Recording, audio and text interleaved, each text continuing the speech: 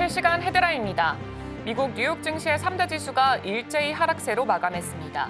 다음 날 미 연준의 기준금리 결정을 앞두고 투자자들이 경계감을 높인 것으로 분석되고 있습니다. 이어서 다음 소식입니다. 미국의 11월 산업 생산이 계절 조정 기준으로 전월 대비 0.1% 감소했다고 발표했습니다. 석 달 연속 감소세로 시장 예상에 못 미친 결과입니다. 또한 전년 동기 대비로는 0.9% 감소했습니다. 다음 소식입니다. 미국 대표 전기차 업체 테슬라의 주가가 3% 넘게 상승하며 사상 최고치를 경신했습니다. 트럼프 당선인의 내달 대통령 취임일이 다가오면서 새 정부에서 테슬라가 각종 규제 완화 수혜를 입을 것이라는 투자자들의 기대감도 커지고 있습니다. 다음 소식입니다. 뉴욕 증시에서 양자 컴퓨팅 랠리가 나타나고 있습니다. 양자 컴퓨터가 기술 발전에 탄력을 받으면서 인공지능 뒤를 이을 차세대 테마가 될 수 있다는 기대에서입니다.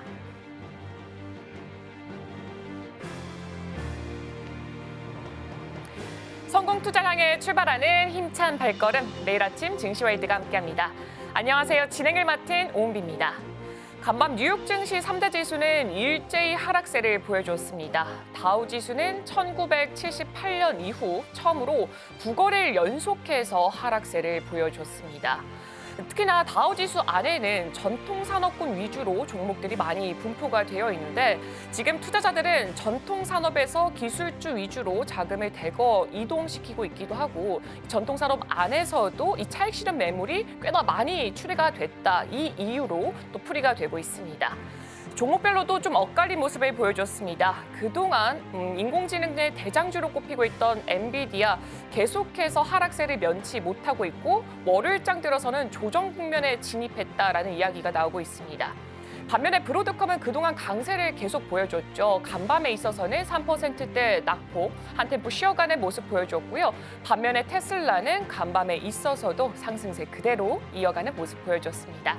자세한 이야기는 잠시 후 이슈와이드를 통해서 함께 나눠보도록 하겠습니다. 그럼 오늘 출발 증시와이드에서 준비한 소식들 먼저 화면을 통해서 확인해 보도록 하겠습니다. 네, 오늘도 다양한 소식들 준비가 되어 있습니다. 가장 먼저 아침에 읽는 어젯밤 미증시에서는 이 새로운 투자처로 주목받고 있는 퀀텀 컴퓨팅에 대한 이야기가 준비가 되어 있습니다. 이어서 이지은 대표의 이슈와이드에서는 지금 이 시장 속에서 가장 떠오르고 있는 섹터 그리고 종목에 대한 자세한 이야기 나눠보도록 하겠습니다.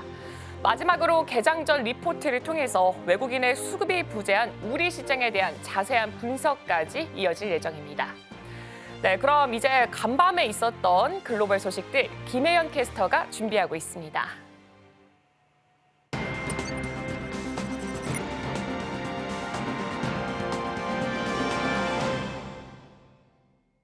아침에 읽는 어젯밤 미증시 이야기 종목 브리핑으로 시작해봅니다. 뉴욕 증시는 3대 지수 모두 하락세로 마감했습니다. 전일장의 사상 최고치 경신을 뒤로하고 잠시 숨고르기 장세로 들어섰는데요. 나스닥은 0.32% 하락하면서 2만 선을 방어해냈습니다. S&P 500 지수 0.39% 하락하면서 6,056에 마무리했고요. 다우존스 지수는 9거래일 연속 하락입니다. 0.61% 하락하면서 43,450포인트로 마무리했습니다. 간밤에 뉴욕 증시는 하락세로 출발을 했는데요. 이 FOMC 회의를 소화하면서 경계감이 확산됐습니다. 다우존스 지수 9거래일 연속 하락세 걷고 있고요. 지난주 시총 1조 달러를 돌파했던 브로드컴도 4%가량 하락하는 모습 보였습니다. 오전에는 소매 판매 지표가 나왔는데요. 전월보다 0.7% 증가하면서 예상보다 강력하다라는 분석과 함께 여전히 미국 경제가 탄탄하다라는 인식에 힘을 실어줬습니다. 금리 인하 속도가 늦어질 수 있다는 관측이 나오고 있는데요. 이번 회의에서는 25bp 인하 가능성이 높지만 내년에는 매파적 기조로 금리 결정을 할 것이라는 예측입니다. 이번 주 발표될 GDP 확정치와 PCE 지표를 참고해서 내년 금리 인하의 속도를 가늠해 볼 수 있을 것으로 보고 있습니다. 미 10년물 국채 금리는 0.09% 상승하면서 소폭 상승하는 모습 보였습니다. 4.4%로 마감했고요. 필라델피아 반도체 지수는 1.64% 하락하면서 5,170포인트 만들어냈습니다. WTI는 1.32% 하락하면서 69.78달러에서 거래 마쳤습니다. M7 종목들도 살펴보겠습니다. 지수의 부진과 함께 M7 종목들도 혼조세를 보였습니다. 애플은 0.97% 상승하면서 1% 가까이 올라주었는데요. 또다시 역대 최고가입니다. 애플의 상승세 어디까지 갈지 산타 랠리를 기대해 보도록 하겠습니다. 마이크로소프트는 0.64% 상승하면서 454.46달러의 거래를 마쳤습니다. 상승 흐름 이어가고 있고요. 엔비디아는 1.22% 하락하는 모습 보였습니다. 전날에 하락한 모습을 회복하지 못하고 오늘도 하락 마감을 했습니다. 4거래일 연속 하락세 걷고 있습니다. 알파벳은 0.63% 하락하면서 195.42달러의 거래를 마쳤습니다. 장 마감이 다가오면서 하락 전환하는 모습 보였습니다. 이어서 아마존입니다. 0.76% 상승하면서 231.15달러의 거래를 마쳤습니다. 어제 상승을 이어가지 못하고 하락하는 모습 보였고요. 메타 플랫폼스 역시 0.77% 하락하는 모습 보였습니다. 메타의 아일랜드 지사에서는 데이터 침해와 관련해서 2억 6,400만 달러의 벌금을 부과받았다는 소식이 전해졌습니다. 하지만 테슬라는 3.64% 상승하면서 479.86달러의 거래를 마쳤습니다. 지수는 하락하고 있지만 테슬라는 연일 최고가 행진입니다. 미즈호도 목표 가격을 285달러 인상해서 515달러로 올려잡았습니다. 이어서 투데이 핫스탁입니다. 첫 번째 종목은 퀀텀 컴퓨팅입니다. 51.53% 급등세 보였습니다. 전거래일부터 양자 컴퓨터와 관련된 종목들 뉴욕 증시에서 랠리를 펼치고 있는데요.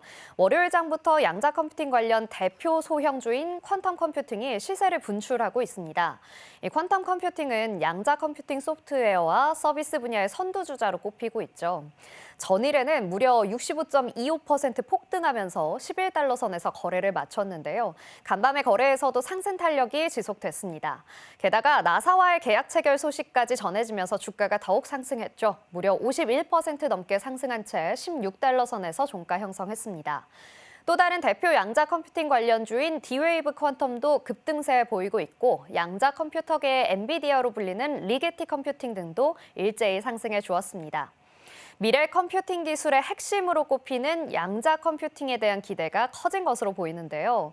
슈퍼컴퓨터를 넘어서는 꿈의 컴퓨터, 양자 컴퓨팅 기술이 시장의 게임 체인저 역할을 할지 주목되고 있습니다. 이어서 화이자입니다. 4.63% 상승하면서 마감했습니다. 화요일에 발표된 2025년 전망이 월가의 기대치와 일치하면서 4% 넘게 상승 흐름 보여줬습니다. 팩트셋에 따르면 화이자는 내년에 610억 달러에서 640억 달러 사이의 수익을 올릴 것으로 예상되며 이는 월가의 예상치에 부합합니다. 화이자는 2025년 코로나19 백신과 약물 판매량이 2024년과 비슷할 것으로 예상한다고 밝혔는데요. 화이자는 코로나19 제품 판매가 급격히 감소한 후 비핵심 사업을 정리하여 부채를 갚았습니다. 올해 주가는 약 12% 하락했었습니다. 스타보드는 10월에 화이자 경영진이 대규모 인수에 과도한 비용을 지출했고 해당 거래나 내부 연구 개발을 통해 수익성 있는 신약을 생산하지 못했다고 말했습니다. 하지만 화이자는 긍정적인 전망을 자신 있게 유지했습니다.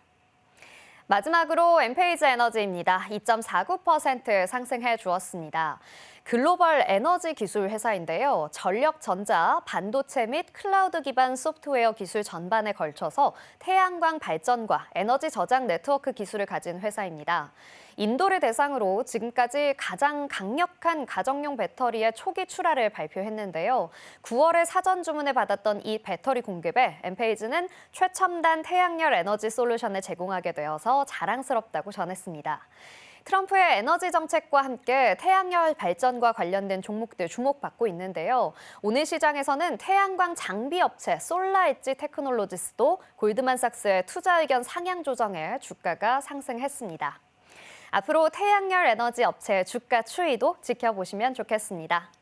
지금까지 아침에 읽는 미증시 종목별 이슈였고요. 저는 잠시 후 글로벌 이슈로 다시 찾아오겠습니다.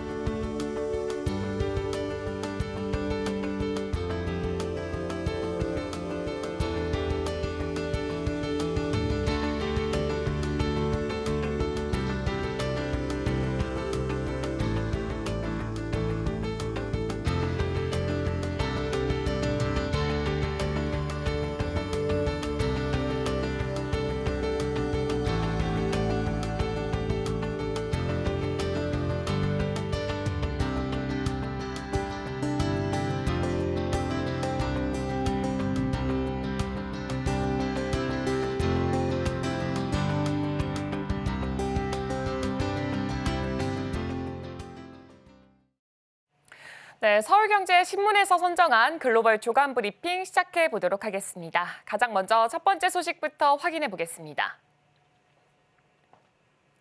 러시아 중앙은행이 치솟는 물가를 잡기 위해서 기준금리를 추가로 대폭 인상할 것으로 보여지고 있습니다. CNBC에 따르면 러시아 중앙은행은 오는 20일 기준금리를 현행 21%에서 지금 23%로 2%포인트 인상할 것으로 예상되고 있습니다. 캐피털 이코노믹스의 이코노미스트는 지난달 소비자 물가 상승률이 8.9%로 급등을 하게 되면서 이 중앙은행이 금리를 크게 인상할 수밖에 없는 상황이다라고 말을 하면서 추가 상승 압력이 지속될 가능성 또한 크다라고 분석을 하기도 했습니다. 러시아는 지난해 하반기부터 기준금리를 7.5%에서 16%로 5차례나 인상을 했고요. 올해에도 7월과 10월에 추가로 금리를 올린 상태입니다.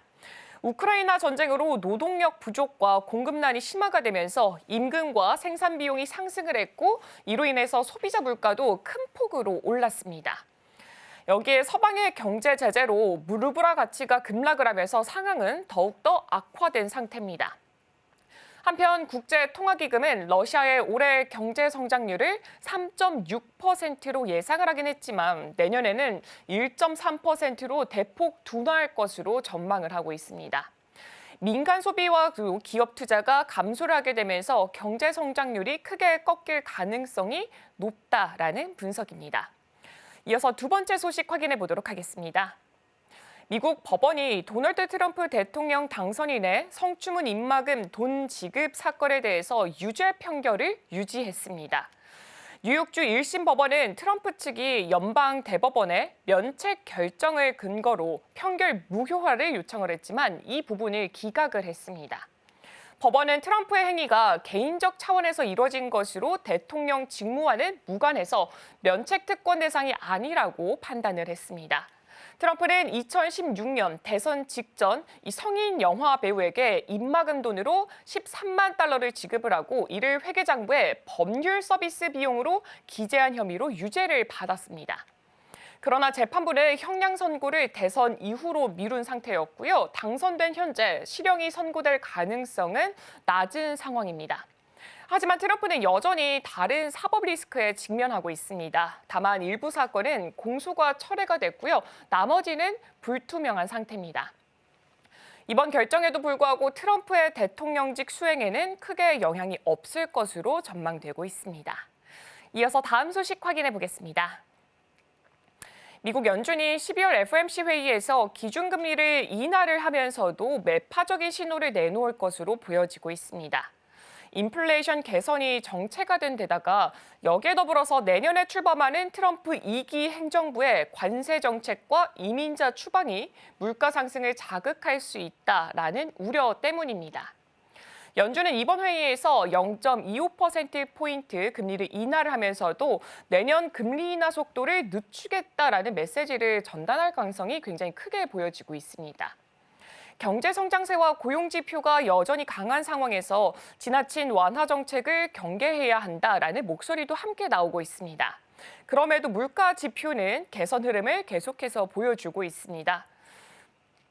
애틀랜타 연준의 경직성 CPI 상승률은 9월에 4%에서 11월 3.8%로 하락을 하면서 인플레이션 통제 가능성을 함께 시사하기도 했습니다. 다만 내년 트럼프 행정부의 관세 정책 그리고 이민자 추방이 변수로 떠오르면서 연준의 고민이 깊어지고 있다고 합니다.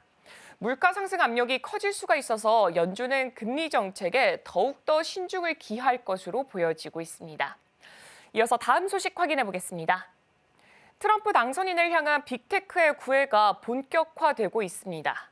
서비스 금지 위기에 놓인 틱톡은 트럼프와의 만남을 성사시키면서 금지법 철회를 기대하고 있습니다. 트럼프는 틱톡이 젊은 유권자 지지에 기여했다라면서 긍정적인 입장을 보였었고요. 틱톡은 가처분 신청을 통해 시간을 벌면서 트럼프의 결정을 기다리고 있습니다. 또한 트럼프 1기 당시에 트럼프와 마찰을 빚었던 빅테크 CEO들도 발빠르게 움직임을 보여주고 있습니다.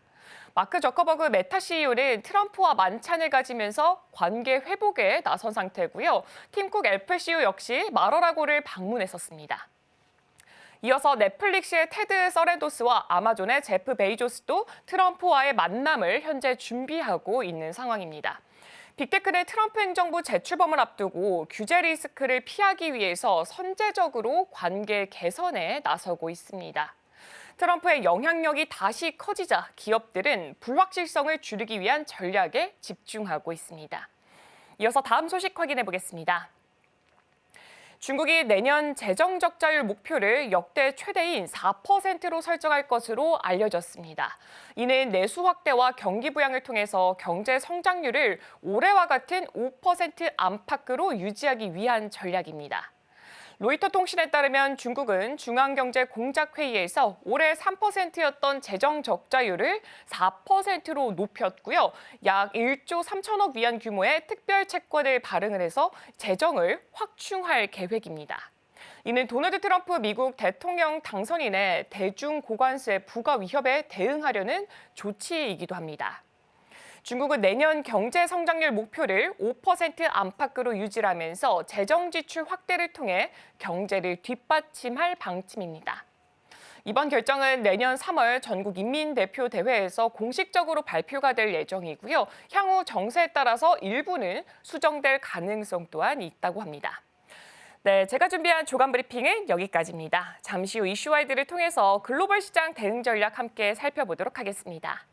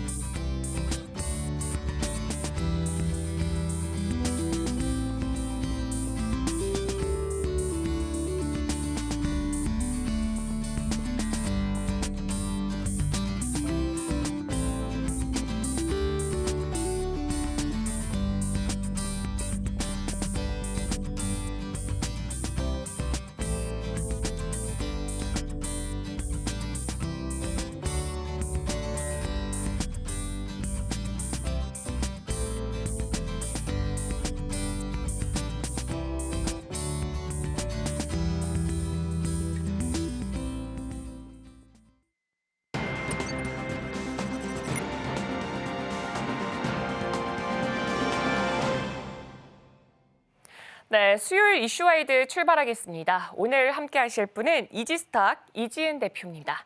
네, 대표님 안녕하세요. 안녕하세요. 네, 가장 먼저 이때 간밤에 있었던 뉴욕 증시부터 한번 살펴보도록 하겠습니다.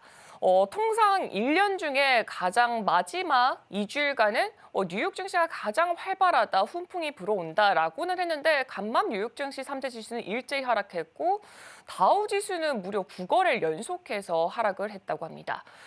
일단 시장 안에서는 이번 FOMC가 당분간 있어서는 마지막 금리 인하가 될 수 있다라는 경계감에 아무래도 투자 심리가 좀 위축된 것이 아니냐라는 해석도 나오고 있는데 대표님이 생각했을 때는 지금 뉴욕 증시 전반적으로 어떻게 해석을 하고 계신가요? 네, 일단은 뉴욕 증시 같은 경우에는 사실 나스닥과 다우지수의 흐름이 좀 극명하게 갈리고 있습니다.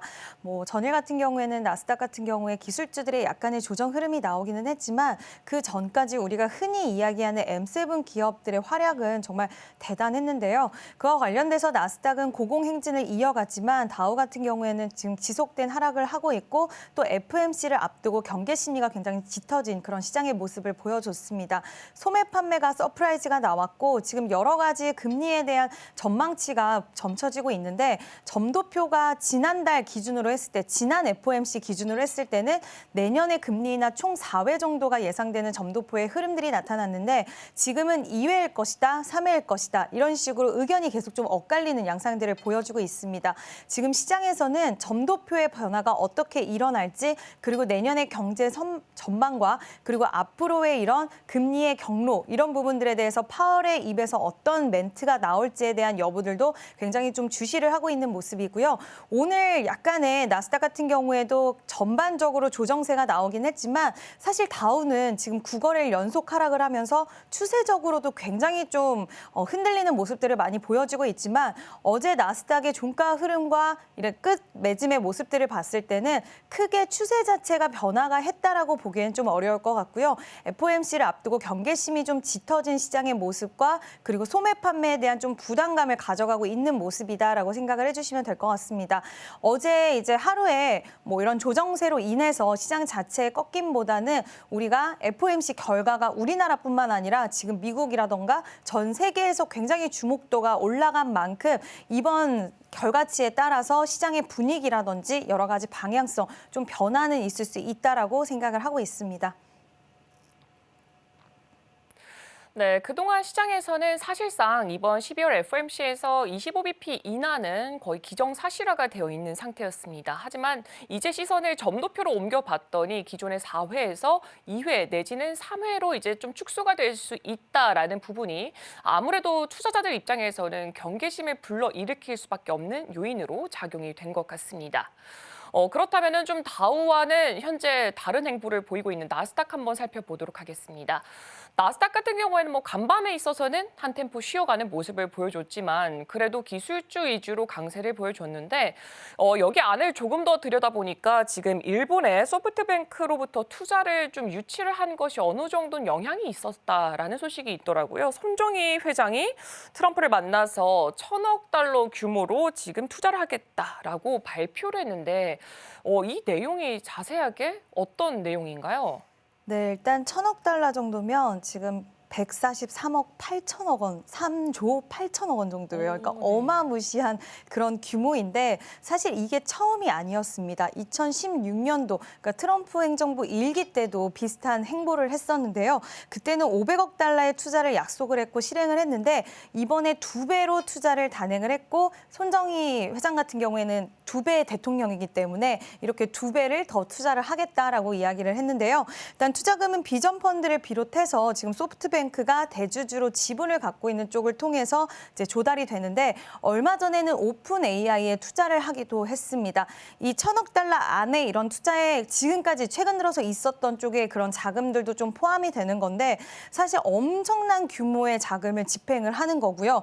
인공지능, 그러니까 AI 및 관련 인프라 구축에 초점을 맞추고 미국에서의 10만 개의 일자리를 구축해내겠다라는 이야기를 했는데 이렇게 딱 표면상으로 내용을 봤을 때 결국에는 트럼프가 굉장히 강해지고 있습니다. 그러다 보니까 지금 2016년도 대비해서 2배에 달하는 투자를 해주겠다라고 이야기를 하는 거고 이와 관련돼서 한마디로 이야기를 하면 지금 좀 줄을 쓰고 있는 그런 모습들을 보여주고 있는 것 같은데 지금 손정희 회장뿐만 아니라 많은 빅테크의 CEO들이 지금 트럼프와 만나기 위해서 실질적으로 만남이 성사된 경우도 있었고요. 만나기 위해서 지금 줄을 서고 있다라고 합니다.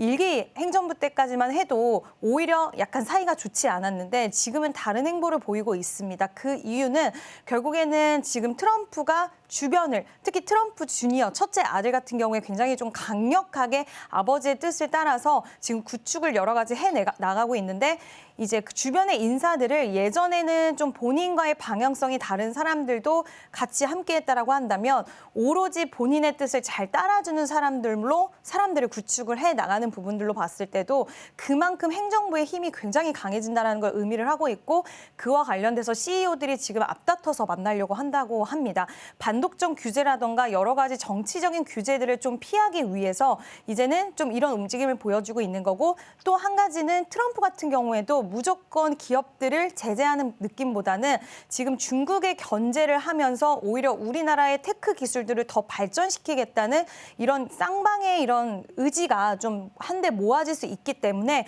이번에는 이런 시너지 효과가 더 크게 발휘가 될 거라고 보이고 있고요. 그래서 트럼프 관련돼서 이런 움직임을 보이는 기업과 보이지 않았던 기업들 좀 극명하게 갈릴 수 있을 것 같아서 저는 한편으로는 살짝 우려가 되기도 하더라고요. 네. 제가 아까 조간 브리핑에서도 그랬거든요. 트럼프에게 줄을 대고 있는 빅테크들 했는데 지금 이 손정희 회장의 행보 또한 지금 보여주고 있는 이 빅테크들의 흐름과 좀 비슷하게 맥락을 함께하고 있는 것으로 보여지고 있습니다. 다만 여기서 좀 가장 중요한 게 지금 트럼프 쪽에서 좀 어느 정도는 좀 친화적으로 다가가는 기업들에게는 규제가 피해갈 수도 있겠지만 그런 행보를 보이지 않는 기업들에게는 그 규제가 어느 정도는 직면할 수도 있다. 이런 두 가지의 위험이 있기 때문에 이 부분도 함께 참고해 보시면 좋을 것 같습니다. 지금 좀 종목별로 얘기도 해보면 좋을 것 같습니다. 사실 대표님과 제가 가장 많이 얘기했던 종목을 살펴보니까 엔비디아를 꼽을 수가 있을 것 같더라고요. 그동안 뭐 사실 AI 대장주 하면은 엔비디아고 월가에서도 엔비디아 목표가를 항상 높여왔던 분위기였는데 지금 4거래를 연속해서 하락하면서 월요일장 들어서는 이젠 조정 국면에 들어갔다라는 이야기까지 나오고 있더라고요.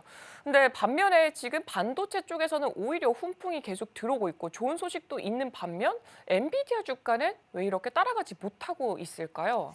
엔비디아 쪽은 결국에 노이즈 발생이 최근에 좀 많이 된 것 같습니다. 뭐 우려감이라고 말할 수도 있을 것 같은데 항상 실적을 잘 만들어냈고 지금 2년 정도를 계속해서 숨가쁘게 달려온 기업인데 그만큼 눈높이가 굉장히 이 기업에 있어서는 높아져 있는 상태입니다. 과연 이 성장에 대한 부분을 세 자릿수였다가 성장률이 두 자릿수로 바뀌었다라는 부분에 시장은 우려감을 포했고 앞으로 이 회사가 계속해서 성장폭을 늘려나갈 수 있느냐에 따른 그런 부담감들이 좀 시장에서는 많이 작용을 했고요. 또 한 가지는 시장의 눈높이뿐만 아니라 지금 앞으로 블랙의 가속기에 대한 판매 실적 데이터가 과연 어떻게 나올까 이 부분에 대해서 좀 경계하면서 주시를 하고 있는 그런 모습들도 나와주고 있고 또 중국에 대해서 조사, 중국에 대한 부분들 지금 반독점에 대한 조사라든지 지금 미국에서 중국을 계속 견제를 하면서 물론 사양이 낮은 쪽이긴 하지만 엔비디아는 중국 쪽도 고객사로 가지고 있기 때문에 이와 관련돼서 좀 우려감도 어느 정도는 시장에서 반영이 되고 있고요. 최근에 조정이 가장 깊었던 요인 중에 하나는 바로 브로드컴. 네, 지금 경쟁사라고 말하기엔 살짝은 어렵기도 할 수는 있겠지만 대항마가 나타났다. 지금 엔비디아를 추격하고 있는, 맹추격하고 있는 브로드컴이 앞으로 굉장히 위협적인 존재가 될 수 있다라는 이야기와 분석들이 나오면서 시장에서는 엔비디아에 계속해서 노이즈가 발생을 하고 있습니다. 그렇다 보니까 엔비디아에 대한 우려감이 시장에서는 좀 짙게 나타나고 있는데요. 저는 아직은 좀 뭐 지켜볼 필요가 있다라고는 생각은 하지만 일단은 특히 다른 것보다도 브로드컴의 이런 뭐 귀환이 아니라 탄생이라고 해야 될까요? 원래 있었던 기업이긴 하지만 지금 이번에 실적 발표를 통해서 완전히 탈바꿈된 모습들을 보여줬기 때문에 그만큼 위협적인, 독보적인 존재에서 위협적인 존재가 나타났다는 것은 엔비디아의 주가 흐름을 부진하게 만드는 여러 요인 중에 좀 최근 들어서는 가장 강력한 요인이 아닐까라고 생각이 듭니다. 네, 항상 뭐 AI 관련돼서는 엔비디아가 독주를 하고 있었는데 이 독주 체제에서 브로드컴이 지금 새롭게 등장을 했다라고 생각을 해보면 좋을 것 같습니다. 그렇다면 이제 브로드컴 이야기를 한번 해보도록 하겠습니다. 와, 지금 브로드컴 보니까 주가가 뭐 오늘장에서만 3%대 조금 하락이 있긴 했는데 너무 강세를 강하게 보여주고 있더라고요. 또 최근에 이슈를 지금 살펴보니까 대형 클라우드 기업 세 곳과 AI 칩을 개발을 한다. 근데 그 세 곳이 정확하게 밝혀지지는 않았습니다만 메타, 알파벳, 바이트댄스까지 어마어마한 기업들과 AI 칩을 개발을 하고 있고 또 월가에서도 목표 주가를 대폭 상향하고 있습니다. 그렇다면 지금 엔비디아에서 브로드컴으로 시선 자체가 옮겨진 것으로 보여지고 있는데 왜 브로드컴이 지금 이 시장에서 가장 강하게 떠오르고 있을까요? 네, 일단은 맞춤형 AI 가속기 판매를 하는 기업인데 이제 설계부터 제조까지 하는 그런 기업입니다.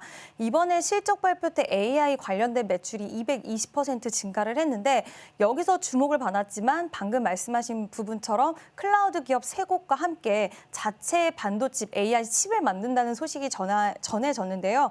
사실 기업들이 이런 행보를 보이는 이유는 결국에 엔비디아 칩이 성능 좋은 건 알지만 너무 비싸다라는 거예요. 그래서 각 기업 마다 우리가 필요한 쪽으로 주문 제작을 해서 만들어내겠다라는 움직임이 나오는 건데 그렇게 되다 보면 비용 절감 그리고 전력에 대한 소모 절감할 수 있고요. 총 투자 비용 자체가 크게 줄어들기 때문에 메리트를 느끼는 건데 지금 내년 같은 경우에는 GPU를 넘어서서 이 주문형 반도체 시장이 최고의 격전지가 될 수 있다라는 전망치도 나오고 있고 우리가 쉽게 말씀을 드리면 우리가 옷을 살 때 많은 사람들이 선호하는 옷도 있지만 내 체형에 맞춰서 그리고 내가 원하는 안감이라든지 뭐 옷감 이런 거를 좀 해서 옷을 만들고 싶다라는 생각도 하잖아요. 근데 통상 옷 쪽에서는 그렇게 되다 보면 가격이 더 높아집니다. 근데 오히려 반도체 쪽에서는 이런 주문 제작형 반도체가 오히려 가격을 훨씬 절감할 수가 있기 때문에 엔비디아 칩 같은 경우에는 가격이 너무 비싸다라는 단점이 있는데 이런 거를 보완해 줄 수 있다. 그리고 AI 시장은 계속해서 커져나가고 있고 성장을 해 나가고 있고 많은 곳에서 쓰임을 당하고 있는데 이게 더 크기가 커질 거란 말이죠. 그렇게 되다 보면 결국은 가격에 대한 부분들이 가장 중요한 문제로 떠오르게 될 것이고 그때 주문형 반도체 시장이 더 커질 수 있다. 근데 그 시기를 내년쯤으로 보고 있고 그 중심에 브로드컴이 있다라고 시장에서는 그렇게 평가를 하고 있는 상황입니다. 네, 엔비디아의 칩 자체가 워낙 좋은 건 다들 알고 있지만 그만큼 가격 또한 비싸다. 이 부분이 빅테크들의 고민이었던 것 같습니다. 옷 같은 경우에는 정말 대표님의 말씀대로 맞춤형을 한다면 비싸지지만 주문형 AI 칩은 오히려 싸지기 때문에 기업들 입장에서도 엔비디아보다는 조금 더 가격적인 메리트가 있는 브로드컴을 선택을 하겠다. 이 부분이 아무래도 지금 이 시장에서 브로드컴을 올리는 그 요인으로 꼽히고 있는 것 같습니다. 그렇다면 이제는 좀 전반적으로 미국 시장 이야기를 한번 나눠보도록 하겠습니다. 워낙 종목별로도 잘 가고 있기 때문에 내년에도 미국 시장은 강세장에 놓여 있을 것이다. 이렇게 전망이 나오고 있는데 지금 월가 쪽을 보니까 뉴욕 증시가 거품 수준에 이르렀다라는 경고도 함께 나오고 있습니다. 지금 보니까 밸류에이션 자체가 역사적인 좀 고점을 올라가서 이게 향후에는 수익률 저하로도 이어질 수 있다라면서 조금은 상반된 의견이 보여지고 있는데 대표님은 내년 미국 증시 전망 어떻게 생각하고 계신가요? 일단 좀 극명하게 갈릴 수는 있을 것 같습니다. 앞서서 제가 말씀을 드렸던 부분처럼 이제 트럼프 쪽에 어떻게 줄을 잘 서고 이런 기업들에 따라서 빅테크들의 행보는 좀 많이 바뀔 수가 있을 것 같은데요. 사실 미국의 빅테크 기업들은 항상 두려워하는 부분들이 반독점 조사라든지 이런 부분인데 이런 이슈들이 크게 없다라고 한다면 지금 수익성적인 부분이라던가 그리고 테슬라 같은 경우에는 어저께도 시장 조정이 있음에도 불구하고 또 한 번 사상 최고치를 경신해주는 모습들을 보여줬는데 이렇게 좀 기업별로 차별화된 양상이 나타날 것으로 보이고 있고 또 애플 같은 경우에도 지금 아이폰 판매 호조에 따라서 슬금슬금 야금야금 계속해서 올라가고 있는 상황입니다. 그래서 이런 요소들이 물론 단기적으로 조정은 나올 수는 있겠지만 이런 큰 그림 자체에서 저는 크게 변화는 없을 거라고 보고 있고요. 그거를 뒷받침하는 여러 가지 요소 중에 지금 월요일 날 나왔던 뉴스였는데 골드만삭스에서 지금 미국 시장으로 뭉칫돈이 들어갔다라는데 9주 동안에 미국으로 흘러간 자금 자체가 1,860억 달러라고 합니다. 어마무시한 규모의 자금들이 미국 시장 쪽으로 또 흘러 들어갔고요. 그리고 주요 기업들이 내년까지 승인받은 자사주 매입이 1조 달러 상당의 자사주 매입이 이미 승인을 받았대요. 그래서 이런 부분들이 연말 상승세에 힘을 실어줄 것이다라는 전망치가 나왔는데 물론 FOMC라는 큰 일정이 나와 있고 BOJ에서 이번에 또 금리를 어떻게 결정하느냐에 따라서 뭐 엔캐리 청산에 대한 이야기 다시 나오고 있지만 물론 그 가능성은 지금 90대 10으로 크지는 않습니다. 다만 소화해내야 되는 일정들이 남아있고 이 일정만 무난하게 소화해낸다라고 했을 때는 내년 취임식 전까지는 저는 이런 분위기 좀 이어질 수 있을 것 같고 만약에 트럼프 행정부가 출범을 하고 나서 시장에 굉장히 좀 우호적인 움직임을 다시 한번 지금 시장에서 우려하는 게 결국엔 인플레 우려거든요. 국채금리 상승과 달러 상승 이런 부분들에 있어서 좀 추이를 지켜보고 시장이 우리가 우려했던 것만큼의 인플레에 대한 우려도 없다, 뭐 불식이 된다라는 움직임이 조금이라도 보인다라고 한다면 저는 미국 같은 경우에는 이 시세가 조정은 중간중간 나올 수는 있겠지만 큰 흐름 자체는 변하지는 않을 거라고 보고 있고 종목들별로 움직임 잘 체크를 해주셔야 될 것 같습니다. 네, 일단은 트럼프 정권이 들어오게 된다면은 아무래도 기업에 좀 친화적인 규제를 좀 철회를 하지 않을까, 친화적인 규제를 내놓지 않을까라는 기대감이 있기 때문에 지금의 이 추세 그대로 좀 유지가 될 수도 있다라는 좀 긍정적인 전망도 제시해 주셨습니다. 그렇다면 이제는 또 AI 이야기도 한번 해보도록 하겠습니다. AI 붐은 계속해서 이어질 것이다라는 게 또 시장의 가장 지배적인 의견이 아닐까 싶습니다. 근데 지금 IB 쪽을 보니까 시선이 좀 엇갈리고 있는데 AI 기술 개발을 지속해서 하는 기업들은 많은데 지금 보니까 실질적 수익에 있어서는 과연 진짜 잘 수익을 낼 수 있을까? 약간 물음표가 던져지는 기업들 또한 많이 존재하고 있습니다. 지금 좀 엇갈리는 흐름 마찬가지로 보여지고 있습니다. 대표님은 AI 관련 기업들 향후 전망 어떻게 보고 계신가요?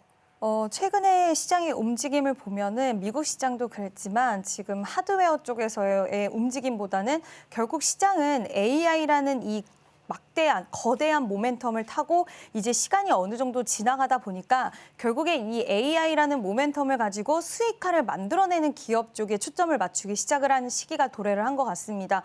그게 결국에는 소프트웨어 기업 중에 엠러빈, 팔란티어 이런 종목들이 최근 시세 흐름이 굉장히 강력했는데 그게 결국에는 주가에 그대로 반영이 되는 부분이 아닐까라고 생각을 하고 있고요. 이 양상은 당분간 우리나라 증시도 마찬가지지만 결국에는 AI라는 이 거대 모멘텀을 가지고 시간이 어느 정도 흘렀는데 수익을 만들어내는 기업과 만들어내지 못하고 있는 단순 기대감적인 측면으로 주가가 올라갔던 시대는 좀 지나왔다라고 생각을 합니다. 그래서 아마 그런 분석들이 나오고 있는 거라고 생각을 하고 있고 최근에 브로드컴이 정말 강세가 나왔던 요인들 어제는 살짝 조정이 나오기는 했지만 강세가 나왔던 이유들도 결국엔 AI 관련돼서 매출을 220% 만들어냈고 추가적으로 실적 기반에서 기대감을 주었기 때문이라고 생각을 하는데 이런 것처럼 지금 앞으로 우리가 뭐 팔란티어라든지 엠러빈이라든지 AI 소프트웨어 기업들 중에서의 수익 만들어내는 기업 쪽 좀 보시면 좋을 것 같고요. 또 마이크론의 실적 발표가 있습니다. 결국에 마이크론 실적 발표를 통해서는 우리가 디램, 그러니까 삼성전자와 SK 하이닉스의 실적의 이런 경로나 이런 부분들을 좀 더 한번 체크해 볼 수 있는 여력이 있는데 결국에 하드웨어 쪽은 지금 뭐 AI 관련돼서 엔비디아도 주가가 주춤하지만 지금 범용 쪽 반도체도 같이 사업을 영위하고 있는 쪽은 지속해서 지금 계속 좀 하향 조정이 되는 부분들이 있어요. 물론 지금 오늘 아침에 나온 뉴스를 보니까 AI뿐만 아니라 레거시 쪽도 미국에서 중국을 제재하겠다라는 이슈가 나오기는 했는데 이 부분이 시장에서의 당장 수익성으로 이어갈 수 있을지의 여부. 물론 가격적인 공급 가행으로 인해서 가격 하락이라든지 이런 부분들을 일정 부분 피해갈 수 있는 부분에 시장이 초점이 맞춰질 수는 있겠지만 지금 전체적인 미국도 그렇고 우리나라도 그렇고 실적이 잘 나오는가, 수익성 잘 나오는가. 그래서 지금은 종목 선별이 굉장히 중요한 시기라고 생각을 하고 있습니다. 네, AI는 역시 소프트웨어 쪽, 이쪽이 가장 주목을 받고 있는 것 같고 일단 수익을 잘 만들어내는 기업 위주로 살펴보면 좋을 것 같습니다. 또한 반도체 같은 경우에는 반도체 풍향계 마이크론의 실적이 내일 우리 시간으로는 오전 6시 반쯤에 발표가 될 예정입니다. 정말 내일 봐야 될 지표들이 꽤나 많은 것 같은데 이 마이크론의 실적이 과연 어떻게 찍히는지 또한 함께 체크해 보시면 좋을 것 같습니다. 그럼 이제 대표님 마지막으로 테슬라 이야기 좀 해보도록 하겠습니다. 와, 사실상 테슬라 주가가 이렇게까지 고공행진을 할 줄은 올해 초까지만 하더라도 예상 못했는데 테슬라 같은 경우에는 어제만 보더라도 이 IB 쪽에서 목표 주가 515달러라는 게 가장 높았는데 이번에 미주호 쪽에서도 목표 주가 515달러까지 제시가 됐습니다. 아무래도 이 트럼프 당선인과의 돈독한 관계가 주가를 더 띄우지 않을까라는 기대감으로 보여지고 있는데 그런 만큼 투자자들은 지금 테슬라 굉장히 담고 싶어 합니다. 그렇다면 이 테슬라에 있어서 투자 전략은 어떻게 세워보면 좋을까요? 테슬라 정말 담고 싶은 마음이 가득 드실 것 같은데 일단 트럼프 수혜를 가장 많이 받을 수 있는 부분들이 지금 여실히 드러나고 있는 부분입니다. 전기차 쪽 세액 공제를 폐지하는 거에 대한 지지를 했는데 사실상 이 속뜻을 들여다보면 결국에는 트럼프가 테슬라 빼고 다른 완성차 기업들은 사실 이 세액 공제가 빠지다 보면은 굉장히 막대한 피해를 받을 수밖에 없는 상황에서 그러면 테슬라만 남을 수밖에 없거든요. 거기다 테슬라가 남을 수 있는 또 요인들은 세액 공제 폐지를 지지했지만 우리는 FSD라는 이 자율주행 모멘텀을 가지고 있다. 자율주행으로 승부를 보겠다는 건데 굉장히 자율주행 쪽은 규제가 심했습니다. 근데 그 부분을 이번에 풀어줬고요. 사실 미국에서 뭐 아직 확정적인 부분은 아니지만 풀어준다 있는 가능성이 가능성이 점쳐지고 있고 미국 쪽에서의 이런 풀어지는 흐름이 결국에 지금 스위스 같은 경우에도 내년 3월에 자율주행을 승인하겠다라고 했는데 각 나라마다 규제들이 다 다르거든요, 요건들이. 근데 이런 부분들이 완화적으로 풀어줄 수 있는 가능성이 굉장히 크게 점쳐지고 있고 그러면 시장이 성장하게 될 텐데 전기차 시장에 둔화 현상이 나왔을 때 자율주행 기술력을 앞세워서 테슬라가 치고 나가는 모습 그리고 이 FSD가 결국에는 테슬라가 스페이스 X를 이렇게 키우는 것도 우주 항공 쪽이랑 다 연결고리가 되는 거거든요. 결국엔 통신 쪽의 문제를 인해서 이 자율주행을 좀 더 원활하게 할 수 있는 부분, 그러니까 이 사업 간의 시너지 효과를 굉장히 잘 구축을 해서 만들어 놨다라는 부분과 지금 옵티머스가 이제 내년에는 이제 테슬라 공장으로 출범을 합니다. 그렇게 되다 보면 생산 능력 24시간 가동을 할 수 있기 때문에 생산 능력이 어마무시하게 지금 높아질 수밖에 없는 상황이고 이런 그 자회사들의 선순환 구조로 인해서 그렇기 때문에 지금 월가 쪽에서의 2배 이상의 목표 주가를 올려 잡는 모습이 나와주고 있다라고 보고 있고요. 당분간 이런 테슬라의 독주는 좀 이어질 수 있을 거라고 보고 있는데 물론 지금 신규 매수 접근에 있어서는 저는 살짝은 조심스럽게 말씀을 드릴 수밖에 없을 것 같아요.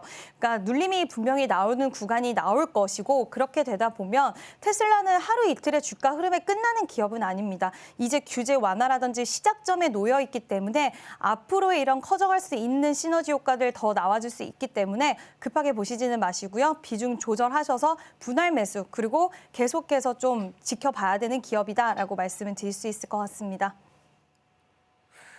역시 테슬라 같은 경우에는 이 FSD 여기에 승부수를 걸고 있는 만큼 앞으로 계속 지켜보면 좋을 기업이고 일단 당장은 급하게 보지 말고 분할 매수 쪽으로 또 눌림이 나오는 그 구간을 기다려보는 게 가장 좋은 접근 전략이 될 것 같습니다. 그럼 오늘 나눴던 이야기 다시 한번 화면을 통해서 확인해 보도록 하겠습니다. 네, 이지은 대표의 이슈와이드에서는 최근 약세를 면치 못하는 엔비디아의 주가 하락 이유와 앞으로의 전망에 대해서 살펴봤습니다. 또한 엔비디아의 자리를 넘보고 있는 브로드컴의 강세 배경과 전략까지 확인했습니다. 브로드컴은 지난주 예상보다 강력한 4분기 실적과 향후 전망을 발표하면서 주가가 상승세를 타고 있습니다.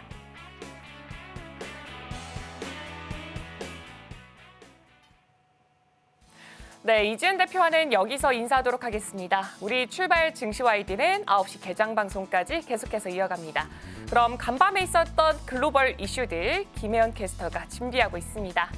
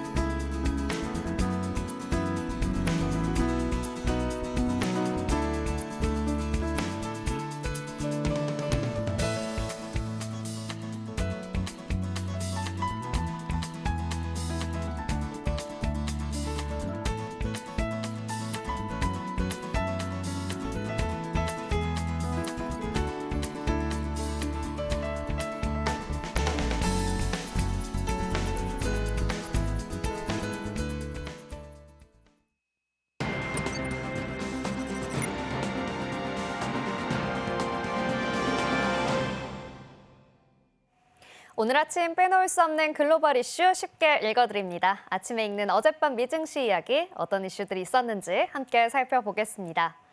첫 번째 소식입니다. 전 세계 펀드 매니저를 대상으로 BOA가 실시한 12월의 설문조사에서 이번 달 투자자들의 현금 보유량이 역대 최저 수준으로 조사됐습니다. 주식시장이 그만큼 강세를 보인 건데요. BOA의 글로벌 펀드 매니저들의 평균 현금 배분 수준은 14% 비중 축소로 떨어졌습니다. 이는 2001년 설문조사가 시작된 이후로 주식 대비 현금 비중 축소 포지션 중 가장 큰 규모인데요. 투심이 매우 강력하다는 것을 시사하고 있다고 분석하고 있습니다.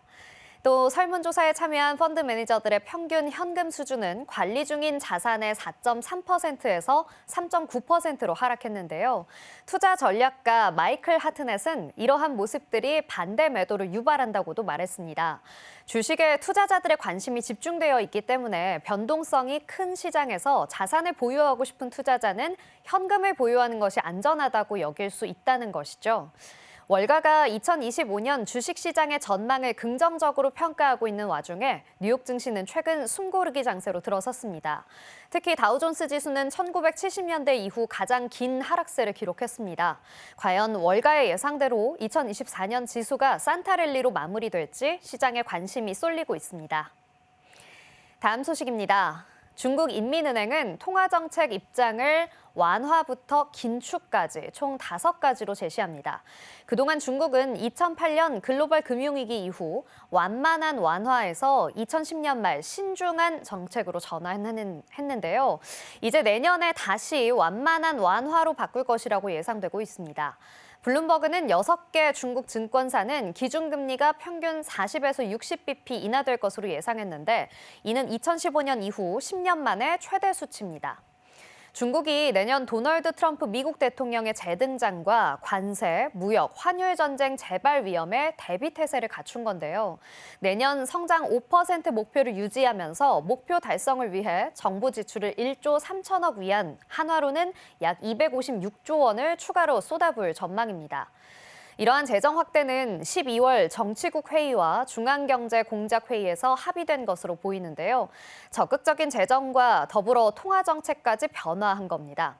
중국은 그동안 수출 의존적 제조업에 초점을 맞추며 전기차, 태양에너지, 배터리 분야에서 주목할 만한 성공을 거뒀지만 이 주요 무역국에서 공급 과잉이라는 반발도 불러일으켰죠. 이에 중국 정부가 경제 성장의 초점을 수출 제조업에서 내수 소비 시장으로 맞추는 정책이 중요하다는 요구가 힘을 받게 될 것으로 분석됩니다. 중국은 트럼프의 관세 위협에 강한 자신감을 드러내고 있습니다. 다음 소식입니다. 일본의 자동차 기업 혼다와 닛산이 전기차 시장에서의 입지를 강화하기 위해 합병에 대한 논의가 진행될 것이라는 논의가 나왔습니다. 두 회사는 공동 지주회사로 운영되어 각 브랜드를 독립 운영하는 체제로 합병될 것으로 보이는데요. 이런 협상을 공식적으로 시작할 양해각서가 조만간 체결될 것으로 예상됩니다. 두 회사가 합병되면 닛산이 이미 24% 지분을 보유해 최대 주주인 미쓰비시 모터스까지 지주사에 편입됩니다. 이번 조치는 자동차 산업, 특히 전기 자동차 부문의 급속한 변화에 대한 전략적 대응을 의미하는데요. 양사의 합병은 지난 8월 이들이 자동차 구성품 및 소프트웨어 공유에 관한 전략적 파트너십을 체결한 이후 나온 소식입니다. 혼다와 닛산이 합쳐지면 지난 2001년 1월 피아트 크라이슬러가 프랑스 PSA 그룹과 합병해 스텔란티스를 만든 이후 가장 큰 자동차 산업 합병건이 될 것으로 보입니다. 혼다와 닛산은 합병을 통해 현재 상당한 시장 점유율을 차지하고 있는 테슬라와 중국 전기차 생산 업체와 더욱 효과적으로 경쟁할 준비를 하고 있는 건데요. 시장에서는 기존 메이커들이 살아남기 위해서는 인수 합병이 불가피하다는 지적을 내놓고 있습니다. 다음 소식입니다. 알파벳 산하의 자율주행차 기업인 웨이모가 2025년 초 도쿄에서 자율주행차 테스트를 시작한다고 발표했습니다. 첫 해외 진출 사례인 건데요. 아직 도쿄에서의 상용 서비스를 시작할 계획은 없지만 로보택시 개발업체인 웨이모는 일본 최대의 택시 운영업체인 니혼교통과 택시앱 고와 제휴해서 차량 테스트를 시작할 예정입니다. 일본은 현재 자율주행 기술이 고령화 사회에 큰 도움이 될 것으로 보고 있는데요. 안전한 무인교통 시스템의 도입을 앞당기고자 특정 지역을 자율주행 자동차의 테스트 구역으로 지정하기도 했습니다. 웨이모는 2024년에 미국 전역으로 사업을 확장할 것이라고 발표하면서 이달 초에는 2025년에 마이애미에서 새로운 테스트를 실시한다고 발표했는데요.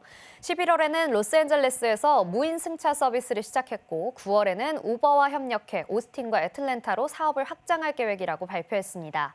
웨이모는 GM이 크루즈 로보택시 투자를 중단한다는 발표 이후 일주일 만에 도쿄 진출을 발표했는데요. 크루즈는 그동안 웨이모의 주요 경쟁사 중 하나로 꼽혔습니다. 지금까지 아침에 읽는 미증시 글로벌 이슈였습니다.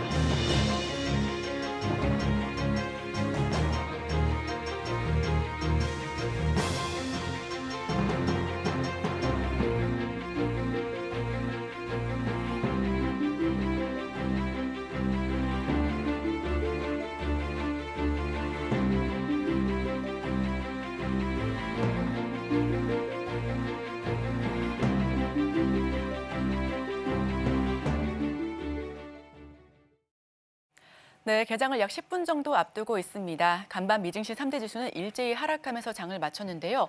다우지수는 9거래일 연속 밀리고 있습니다. 1970년도 이후로 처음 있는 일이라는데 어떻게 된 상황인지 화면을 통해서 살펴보겠습니다. 네, 산타랠리까지의 여정이 참 길고 무겁습니다. 현재 뉴욕 증시는 FOMC를 앞두고 주춤한 모습인데요. 다우지수가 좀 전에 말씀드렸다시피 9거래일 연속해서 내림세를 기록하고 있습니다. 사상 최고가 행진을 보여줬었던 나스닥과 S&P 500 지수도 오늘은 그 상승세를 반납하는 분위기였습니다. 또 브로드컴도 24% 그리고 추가적으로 11% 급등하면서 반도체주를 이끌었는데 오늘은 3% 가까이 하락하면서 장을 마무리 지었고요. 엔비디아 역시 계속해서 내림세입니다. 엔비디아는 지금 현재 조정 국면을 맞이하고 있다라고 하는 리포트가 많지만 내년도에는 그럼에도 불구하고 추가 상승의 여지가 있다라는 부분까지도 함께 체크해 주시면 좋겠습니다. 파죽지세 테슬라, 그 와중에 테슬라는 계속해서 상승세를 과감하게 보여주고 있습니다. 아무래도 트럼프 당선인과의 밀접한 관계 영향으로 그 프리미엄이 붙는다라고 하는 부분 역시도 간과할 수는 없겠지만 그럼에도 불구하고 강세를 보여주고 있는 테슬라고요. 3거래일 연속 최고가 행진을 보여주고 있습니다. 자, 여기에 추가적으로 비트코인은 10만 8천 달러 선을 돌파했습니다. 4흘 연속 상승세인데요. 정말 그야말로 2억 원대를 돌파할 수 있을지 귀추가 주목되고 있습니다. 자, 그럼 다음 페이지 살펴보겠습니다. 어제장 우리 증시는 어떻게 마무리가 됐을까요? 화면을 통해서 짚어보시죠. 우선 양지수는 하락 마감했습니다. 코스피, 코스닥 모두 내림세를 기록했는데 우선 외국인 닷새간 1.5조 원을 내비쳤다라고 하는 부분들. 이 부분과 관련해서는 우리 증시는 아무래도 외국인과 기관의 수급에 따라서 방향성이 결정되곤 하는데 최근 계엄 직전 직후로 외국인의 수급이 조금 더 말라 비틀어졌었죠. 이번에는 1.5조 원을 크게 팔면서 그야말로 대탈출을 보이고 있습니다. 영국 역시 상장사들이 줄지어 미국으로 도망가고 있다라고 하는 기사를 봤는데 우리 역시 크게 다르지 않은 모습이고요. 미국의 채권 보관액은 점점 더 넉넉해지고 있는 부분인데 우리나라 거래대금은 계속해서 줄어들고 있는 부분이 걱정이 아닐 수가 없습니다. 어제장 우리 증시 움직였었던 테마들 살펴보겠습니다. 자, 첫 번째 테마입니다. 반도체는 브로드컴 호실적 속에서 소부장단에서도 강했고요. 더 추가적으로는 HBM과 CXL 그리고 PCB 단에서도 모두 강세를 보여줬습니다. 그 내에서 세부 섹터 간에서도 움직임을 보여줬었던 건데요. 다만 오늘 같은 경우에는 필라델피아 반도체 지수도 그렇고 전반적인 미국장에서 조정이 나왔기 때문에 장 초반부터 한번 움직임을 지켜보셔야겠습니다. 디올투자증권은 반도체주가 내년 1분기 바닥을 다지고 반등을 예상한다라고 하는 부분과 더불어서 반도체주 지금 상승을 계속해서 봐도 되겠다라고 하는 부분을 지켜봤었는데요. 다울투자에서 함께 지켜보셔도 좋겠다라고 하는 부분이었고요. 브로드컴의 반도체 유리기판 도입 추진 속에서 모멘텀이 자극되는 모습이었습니다. 연 이틀 내내 강세 흐름을 보여줬었던 유리기판 관련주도 상승을 보여주고 있다는 점 참고해 보시면 좋겠습니다. 자, 제약바이오는 최근에 많이 밀렸습니다. 다만 미국에서 밀렸지 우리나라는 굉장히 좋은 모습이었는데요. 여기에서 JP모건 헬스케어 컨퍼런스 1월 달에 개최될 예정이죠. 그 직전 직후로 제약바이오주가 많이 움직였었던 만큼 이번에는 어떤 움직임 보여줄지 함께 지켜보셔도 좋겠습니다. 또 미국의 생물보안법이 연내에 연방의회를 통과할 것이다라는 기대감이 있습니다. 물론 그 시작이 2029년도, 2032년도부터 시작할 것이다라고 하는 너무 먼 미래가 있지만 그럼에도 불구하고 CDMO 단에서는 이미 상승 흐름을 시작하고 있다라고 하는 부분도 있으니까요. 이 부분 역시도 함께 체크해 보시면 좋겠습니다. 자, 그럼 다음 페이지도 살펴보시죠. 네, 이번엔 대왕고래입니다. 이 정책과 관련해서는 그 계엄 직후에는 그 흐름을 잃을 수도 있겠다라고 하는 우려감이 있었습니다. 다만 시추선이 부산을 떠나서 작업 해역에 도착했다라는 소식에 탐사를 곧 시작은 하겠구나라고 하는 움직임이 있었고요. 여기에 셰일가스와 관광업체, 가스관 산업 그리고 피팅 밸브, 관이음새 모두가 그 세부적인 단에서도 상승세를 보여줬습니다. 트럼프 머스크도 살펴보시죠. 탄소 포집과 관련해서 앞으로 IRA과 관련해서는 좀 움직임이 덜하겠지만 그 세부적으로는 이 탄소 포집은 계속해서 움직이겠다라고 하는 부분이 눈여겼습니다. 자, 한국 수출 측면이 강점이 부각되고 있으면서 온실가스 관련주가 상승세를 보여줬고요. 트럼프가 전기차 지원을 폐지하겠다라고 하는 부분에 오히려 일론 머스크는 나는 경쟁 우위를 차지하고 있으니 괜찮다라고 하는 부분이었습니다. 다만 현대차 같은 경우에는 우리나라 기업도 마찬가지고요. 국외에서도 움직임이 큽니다. 우려감이 함께하고 있는데 배터리 측에서는 타격이 불가피한 모습입니다. 자, 그럼 마지막 페이지 살펴보겠습니다. 자, 자, 어제장 특징 종목입니다. 인벤티지랩은 장기 지속형 비만 치료제를 특허를 완료했다라고 하는 소식에 상한가 터치했습니다. 이와 관련해서 중국 드론이 떠난 자리를 LIG 넥스원이 채운다라고 하는 소식에 방산도 움직였었고요. 조기 대선 기대감으로 움직였었던 관련 테마들은 일제히 상승폭을 반납하고 있는 분위기입니다. LG 에너지 솔루션은 미국 배터리 관세 부과 소식에 어느 정도 하방 압력을 추가적으로 보여줬었던 만큼 오늘 시장의 움직임도 살펴보셔야겠습니다. 네, 우리 시장은 좋게 이야기하면 평온한 시장이지만 또 나쁘게 이야기하면 답답한 시장이 계속해서 펼쳐지고 있습니다. FOMC랑 BOJ에 대한 경계감도 있겠지만 여전히 환율도 불안한 상황인데요. 주도주가 부재한 상황에서 여러 테마가 돌고 있습니다. 오늘 시장에서 영향을 줄 만한 뉴스가 있어서 하나 체크해 보도록 하겠습니다. 함께 살펴보시죠. 최근 시장은 트럼프와 머스크의 입에 주목하고 있죠. 새로운 말이 탄생했습니다. CCUS를 언급하면서 어제 시간 외에서부터 관련주들이 움직임을 좀 보여서 준비를 해봤습니다. CCUS라고 하면 CCS랑 CCU를 합친 거고요. CCS는 뒤에 스토리지가 들어가 있어서 탄소를 저장하고 또 캡처, 포집하는 걸 의미하고요. CCU는 캡처하고 유틸라이제이션, 활용할 수 있는 걸 의미합니다. 그래서 전체적으로 같이 보면 탄소를 포집하고 저장하고 이걸 새롭게 활용하는 개념을 CCUS다라고 보시면 될 것 같고요.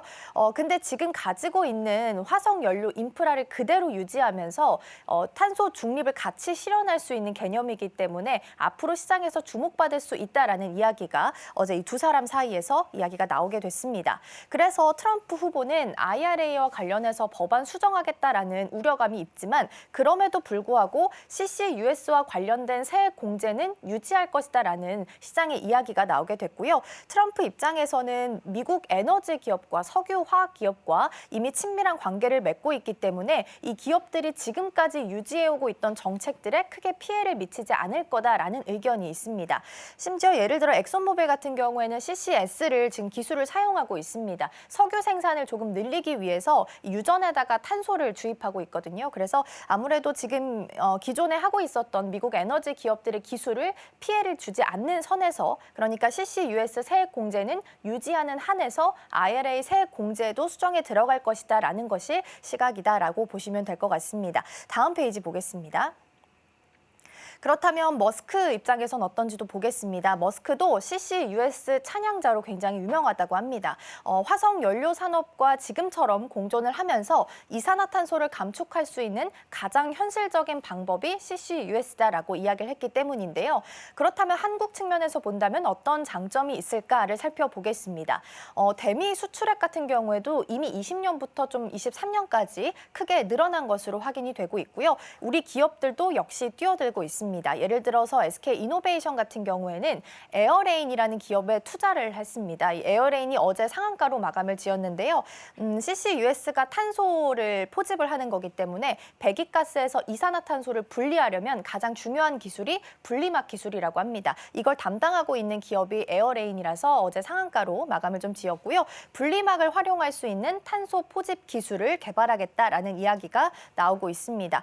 더불어서 포스코 인터내셔널도 CCS 관련해서 사업화를 추진반을 신설하기도 해서 앞으로 우리나라에게도 CCUS 관련해서는 기회가 있다라는 부분 체크해 두시고요. KC코트렐 같은 종목들 어제 강세 보였으니까 시간 외에서부터 추가적인 상승 이어갈 수 있을지 함께 보시면 좋겠습니다. 자, 그럼 계속해서 예상 체결 지수 함께 살펴보시죠. 네, 오늘 예상 체결 지수는 엇갈리면서 출발할 것으로 보입니다. 여전히 700선, 2500선에 대한 저항은 좀 부딪히면서 가고 있고요. 코스피는 그래도 0.23% 상승하면서 2462선에서 출발 준비합니다. 그럼 계속해서 코스피 시총 함께 열어보겠습니다. 네, 삼성전자부터 현대차까지 자리하고 있고요. 삼성전자는 계속해서 좀 악재가 들려오고 있습니다. 어제에 이어서 오늘까지도 계속 TP 하향 조정되는 리포트들 많이 나오고 있습니다. 외국인 보유 비중도 어제 제가 종가 기준으로 확인해 봤을 때 50.9%까지 떨어져 있습니다. 평소 같았으면 55%고 가장 낮았을 때가 51%였는데 그거보다도 훨씬 낮은 수치로 지금 유지되고 있기 때문에 새로운 국면에 접어들었다라고 보셔야 될 것 같고요. SK하이닉스는 1% 넘게 하락하면서 오늘 18만 2천원 선에서 출발 준비합니다. 오늘 코스피 시총까지 함께 살펴보고요. 오늘 시장 문 열고 돌아오겠습니다.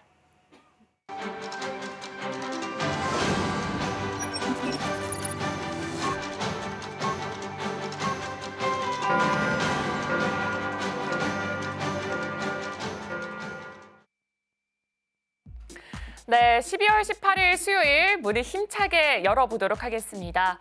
일단 어제 우리 시장은 코스피 지수가 2거래일 연속해서 하락세를 보여줬습니다. 이 투자자별 매매 동향을 살펴봤을 때 외국인 투자자가 계속해서 부재한 상황, 이 부분이 우리 지수의 하방 압력을 가한 것으로 보여지고 있습니다.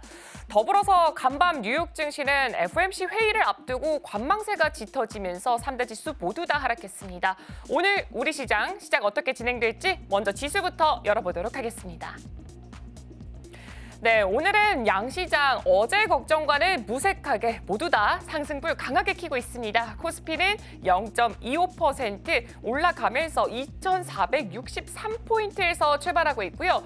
코스닥은 0.07% 소폭이지만 그래도 오름세로 출발하고 있습니다. 694포인트 선 출발세 보여주고 있습니다. 이어서 업종별로 등락도 함께 체크해 보도록 하겠습니다. 어제 개장 당시에는 대부분의 업종이 하락세를 보였습니다. 하지만 오늘은 반대로 모든 업종이 빨간불, 한마디로 상승불을 켜면서 출발하고 있습니다. 일단 여기서 화학이 0.53%, 어제 장에서는 낙폭이 꽤나 깊게 들어갔던 업종인데 오늘 장 안에서는 화학 쪽에서 0.53%가 올라가고 있고요. 그 다음으로 음식료품에서 0.3% 강세 이어가고 있습니다. 다음 업종들도 한번 살펴보도록 하겠습니다. 다음 업종은 기계 쪽에서는 현재 0.15% 소폭의 하락세를 보여주고 있지만 그래도 다음 업종들 쭉 살펴보니까 모두 다 강세불 켜고 있습니다. 특히나 운수 장비 쪽에서는 0.63% 올라가고 있는데 어제 장 안에서 조선 기자재까지 모두 다 상승불을 켰던 만큼 오늘도 그 강세 이어갈지 잠시 후에 확인해 보도록 하겠습니다. 코스닥 업종들도 함께 확인해 보도록 하겠습니다. 코스닥은 이 유가증권 시장은 조금 반대되는 상황 보여지고 있습니다. 대부분의 종목군들이 지금 어느 정도는 좀 지지부진한 흐름 보여주고 있는데 그 와중에도 건설과 기타 서비스 쪽에서는 하방 압력이 좀 강하게 보여지고 있습니다. 일단 건설 쪽 하면은 정치 테마주들이 많이 들어가 있는 게 건설 업종입니다. 근데 그동안에 보였던 이 정치 테마주들의 흐름과는 지금은 조금은 또 상반되는 움직임이 보여지고 있기 때문에 오늘 장 안에서 과연 차익 실현 매물이 나오고 있는 건지 혹은 다른 업종 쪽에서 그 지수가 옮겨지고 있는 건지 함께 체크해 보시면 좋을 것 같고요. 금융 쪽 안에서는 지금 코스닥 금융 업종 안에 비트코인과 관련된 업종들이 많이 자리하고 있습니다. 비트코인이 무려 3거래일 연속해서 사상 최고치를 경신하고 있기 때문에 관련 업종들의 수혜가 함께 이어질지도 잠시 후에 체크해 보도록 하겠습니다. 이어서 다음 업종들도 살펴보도록 하겠습니다. 다음 업종들은 그래도 대부분 모두 다 오름세 보여주고 있습니다. 그 중에서도 섬유 의류 쪽이 무려 2.6% 가장 강하게 올라가고 있고 반면에 음식료 담배 같은 경우에 식품 업종은 코스피에서는 상승불 켰는데 코스닥 안에서는 소폭의 하락불을 켜고 있습니다. 그럼 이제 시가총액 상위 종목대 흐름 함께 살펴보도록 하겠습니다. 네, 어느 정도 지금은 엇갈린 모습 보여지고 있고요. 특히나 삼성전자, SK하이닉스가 서로 엇갈린 방향 불을 켜고 있습니다. 삼성전자는 0.5% 오르고 있는데 SK하이닉스는 반면에 0.2%가 떨어지고 있습니다.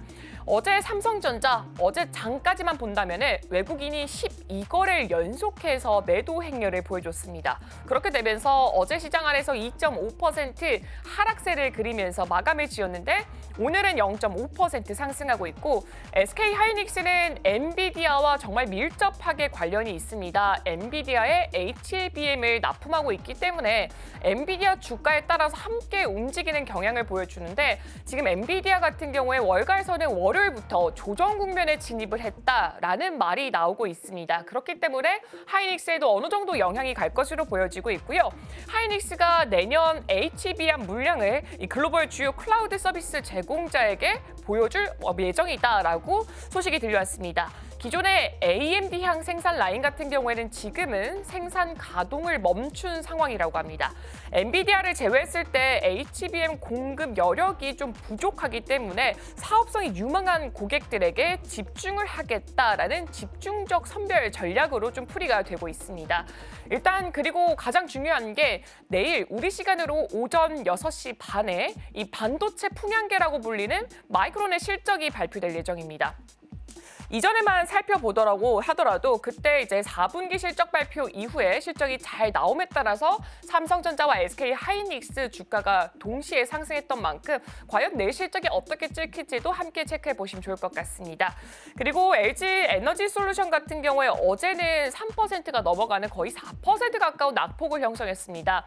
트럼프 정권 인수팀 쪽에서는 IRA 보조금 지급을 폐지하겠다라는 이야기가 나오게 되면서 전기차, 2차 전지, 여기에 더불어서 소재까지 모두 다 하락세를 보였는데 오늘은 0.13% 이제 좀 반등하는 모습 보여주고 있고요.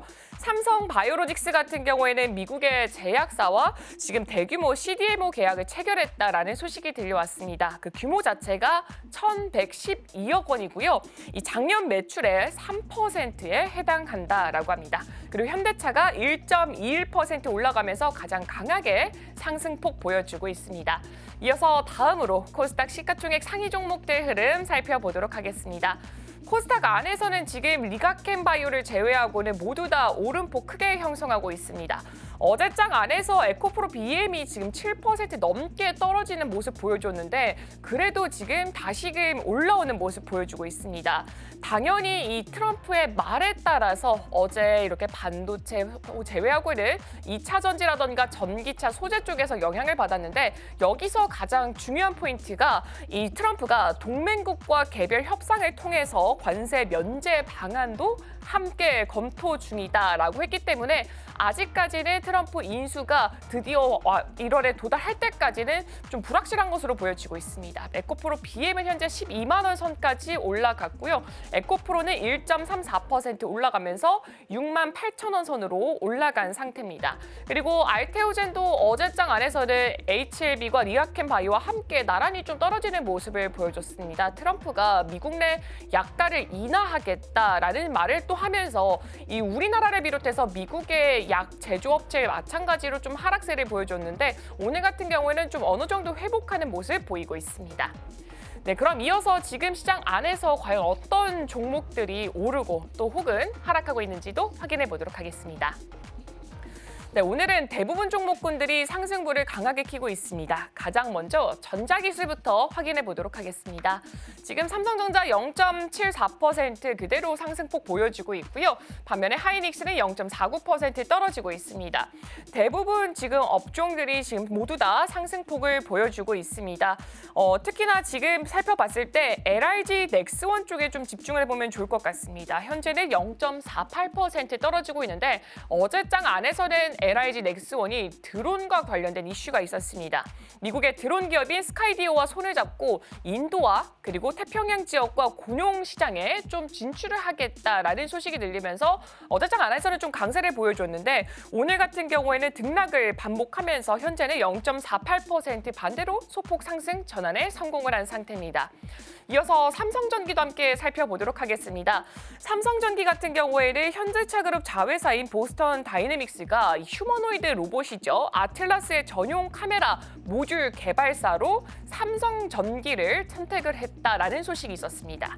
이 카메라 모듈은 로봇의 이 눈의 역할을 하고 있기 때문에 AI와 연결이 돼서 이 사물의 형태와 움직임을 인식을 하고 판단에 도움을 주는 역할을 할 것으로 보여지고 있습니다. 이 삼성전기는 그동안은 스마트폰 카메라 모듈까지만 사업을 했다가 이번에 사업 영역 자체를 확대한다라는 움직임으로 해석이 되고 있습니다. 이어서 다음 업종으로 넘어가 보도록 하겠습니다. 네, 다음 업종으로는 제조업 쪽 살펴보도록 하겠습니다. 제조업도 마찬가지로 대부분 종목군들 모두 상승불 강하게 들어와 있습니다. 하이닉스가 떨어지니까 한미반도체 마찬가지로 하락불 현재 켜고 있고요. 제조업 안에서는 지금 조선 혹은 조선 기자재 쪽으로 어제에 이어서 오늘도 함께 오름폭 보여주고 있습니다. 한화오션이 2.32% 올라가는 모습 보여지고 있고요. HD 현대중공업 3.34% 강한 시세에 분출하고 있습니다. 증권가에서는 2025년에 이 이산화탄소 운반선 발주가 늘어날 가능성, 이것을 굉장히 크게 강조를 했습니다. 증권사에서 연달아서 이원 리포트를 내게 되면서 조선과 조선기자재, 어제도 흐름 좋았고 오늘장 안에서도 지금 시작부터 흐름이 강하게 연출되고 있기 때문에 향후 주가 흐름까지 함께 체크해 보시면 좋을 것 같고요. 2차 전지 기업 같은 경우에도 어제 우려와는 좀 무색하게 에코프로 BM 현재 1.86% 올라와주는 흐름 보여지고 있습니다. 그리고 두산 에너빌리티가 현재 1.14% 강하게 상승폭 보여지고 있고요. 삼성중공업도 마찬가지로 하나오션과 지금 어깨 나란히 하고 있습니다. 2.53% 강한 시세 보여주면서 개장 시작하고 있습니다. 네, 지금까지 개장 브리핑이었습니다.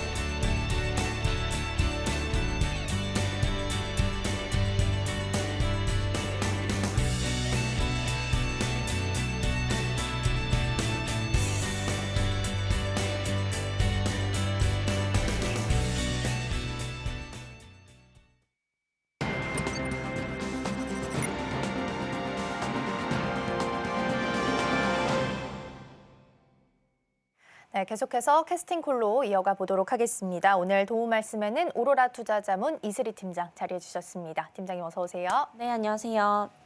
네, 예상 체결 지수는 이제 코스닥은 마이너스였는데 다행히 양시장 모두 다 강보합 수준에서 출발하고 있고요. 이렇게 표현해도 되는지 모르겠지만 일단 외국인이 들어오긴 합니다만 굉장히 귀여운 금액으로 소액으로 들어오고 있습니다.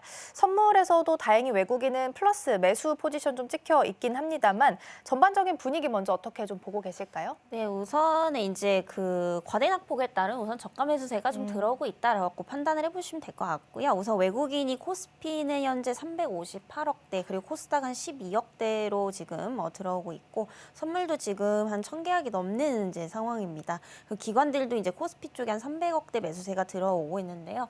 사실 최근에 이제 외국인들의 수급 보재가 좀 이어지고 있었다라는 점을 감안해 본다면 오늘의 이런 외국인들의 수급 유입은 상당히 좀 반가운 부분이라고 좀 판단이 되고 있는 상황입니다. 다만 이제 금액에 대한 규모가 상당히 좀 중요할 것 같습니다. 지난 이제 한 2주 동안 외국인이 평균 우리나라 시장에서 특히 코스피 기준으로 하루에 한 2,500억 정도 매도를 했던 부분이기 때문에 오늘 이제 장 시작하고 358억 정도로 이게 추세적 반등이다라고 보기는 상당 부분 좀 무리가 있다라고 판단이 되고 있고요. 그럼에도 불구하고 매도보다는 그래도 매수세가 유입이 되고 있다라는 점은 좀 긍정적으로 보셔도 좋지 않을까라는 말씀 드리겠습니다. 그리고 이제 탄핵안 가결에 대한 이제 얘기가 나오게 되면서 결국에는 이제 정치적인 리스크는 단기적으로는 조금 해소가 된 시점이라고 좀 판단이 되는 상황이고요. 이에 따라서 외국인들도 점진적으로 이제 수급이 이제 좀 계속해서 좀 들어오지 않을까라고 기대를 해볼 수 있는 시점이지 않을까라고 보고 있습니다. 그래서 지금 또 외국인들 코스피 400억대 넘게 들어오고 있고요.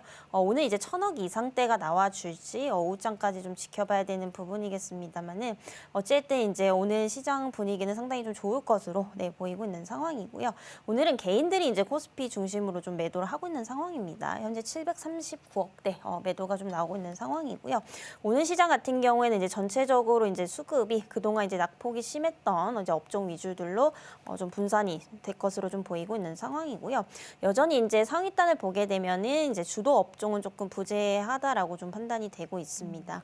그래서 여러 가지 이제 섹터로 수급 분산이 되고 있다로 판단을 해보시면 될 것 같고요. 그리고 지금 시점에서 우리가 뭘 봐야 되는지도 중요하지만 조심하셔야 될 테마가 저는 여전히 좀 정치 테마라고 좀 보고 있습니다. 그래서 최근에 보면은 뭐 이제 일부 인물주들 보게 되면은 뭐 상한가도 갔다 갑자기 하한가도 가는 등 이 정치 리스크에 따른 어떤 변동성이 상당히 좀 확대가 되고 있기 때문에 여전히 조금 이제 신규 관점에서는 주의에 필요하다라고 좀 판단이 되고 있는 상황이고요.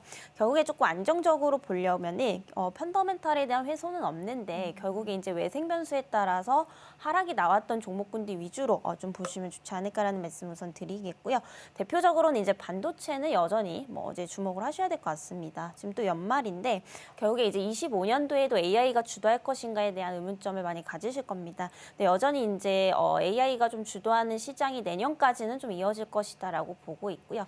다만 이제 한 가지 우려스러운 건 좀 있습니다. 상반기 때 너무 많이 이제 올랐던 상황이기 때문에 사실 하반기로 갈수록 이 성장폭이 둔화가 됐고요. 주가에 대한 상승 탄력도도 상당히 좀 낮아져 있죠. 그래서 내년에도 이제 견조한 성장세는 유지할 것으로는 보입니다만 이 성장폭에 대한 둔화에 대한 우려는 좀 지울 수 없기 때문에 그 탄력도는 상당히 좀 낮을 것으로 좀 보이고 있고요. 이에 따라서 지금 AI 관련주들 특히 이제 반도체 대형주들을 보시는 분들은 여전히 좀 긴 호흡으로 보셔야 되지 않을까라고 좀 보고 있고요. 우리가 단기 관점에서 본다라고 한다면 여전히 이제 그 엔터라든지 게임주 쪽도 상당히 좀 많이 빠져 있는 상황입니다. 특히나 이제 일본이 금리 인상할 가능성이 상당히 좀 높아지고 있는 만큼 이에 따라서 엔터주들의 어떤 수혜가 또 기대가 되고 있는 상황이고요. 그리고 게임주도 역시 최근에 이제 선별적인 흐름이 조금 나타나고 있는 상황인데 아무래도 이제 중국에 대한 모멘텀이 있는 기업들 위주로 좀 보시면 좋을 것 같고요. 그리고 내년에 대한 어떠한 실적 기대감이 있는 기업들을 좀 보시면 좋을 것 같은데 대표적으로 이제 최근에 이제 그 구조조정이 좀 활발하게 진행이 되었었던 NC소프트, 악재가 좀 해소가 되는 시점이라고 좀 판단을 해보시면 될 것 같고요. 그리고 이제 시프트업 역시도 좀 주목을 해보실 필요가 있습니다. 그래서 내년에 이제 판호 발급에 따른 어떤 기대감들, 이게 본격적으로 이제 매출에 반영이 되는 시기다라고 좀 판단을 해보시면 될 것 같고요. 그리고 조선주도 역시도 이제 트럼프 트레이딩 관련주로서 한번 눈여겨 보셔야 되는데 최근에 보면 여전히 좀 2차 전지들이 못 가고 있는 그런 양상이거든요. 그리고 상대적으로 트럼프 트레이딩 관련주들은 잘 버텨주고 있는 이런 모습들입니다. 그 조선주들도 이제 최근에 좀 들어서 조정이 나오긴 했지만 상당히 좀 잘 버텨주고 있거든요. 그래서 아무래도 1월 20일 트럼프 취임까지 한 달 정도 남아있기 때문에 여전히 지금 트럼프 트레이딩에 대한 전략도 상당히 좀 유효하다라는 점에서 조선주들 역시도 좀 눈여겨볼 필요가 있다라는 말씀 드리겠습니다. 네, 오늘 시장은 낙폭 과대에 따라서 일단 저가 매수가 좀 유입이 되고 있는 것 같고요.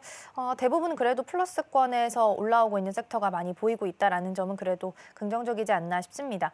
말씀해 주신 것처럼 이제 BOJ랑 FOMC도 이제 앞두고 있어서 내일이면 아마 결과를 받아들일 수 있을 텐데요. 연준은 금리 인하의 가능성이 높고 일본 쪽에서는 금리를 인상시킬 가능성이 아직까지는 좀 높은 상황입니다. 어제 달러엔 환율이 155엔 부근까지 올라왔고 지금 조금 내려왔네요. 154엔까지 내려왔지만 어쨌든 좀 위험한 부분까지 나오긴 했습니다. 그러면 엔캐리 트레이드 걱정 안 해도 되는지도 궁금하거든요. 일단 엔캐리 걱정을 지금 할 수밖에 없는 시점이라고 보고 있고요. 과거에 이제 엔캐리 관련해서 이제 우리 증시가 또 패닉셀이 나왔던 그런 이제 시장이 있었는데 그게 한 8월 달쯤으로 제가 8월 5일이었죠. 네, 8월 5일이었는데 그때도 보면 사실 올라가거나 이제 좀 상대적으로 잘 버텨줬던 종목이 또 이제 엔터주거든요. 이제 엔터주 같은 경우에 사실상 일본 매출 비중이 상당히 좀 높기 때문에 오히려 좀 엔화 강세가 뛴다라고 했을 시에 역으로 좀 수혜를 받을 수 있는 업종 중에 하나입니다. 그래서 뭐 시장의 영향은 받았지만 상대적으로 잘 버텨줬었고 또 이제 엔캐리 이제 여파로 인해서 시장이 상당히 좀 약세였음에도 불구하고 오히려 그때 엔터주들은 굉장히 좀 강세를 보여줬던 이런 부분들이기 때문에 사실 이 BOJ에 대해서 걱정이 좀 된다라고 한다면 오히려 엔터주들의 지금 좀 관심을 가지실 때가 아닌가라고 있다라고 좀 판단이 되고 있고요.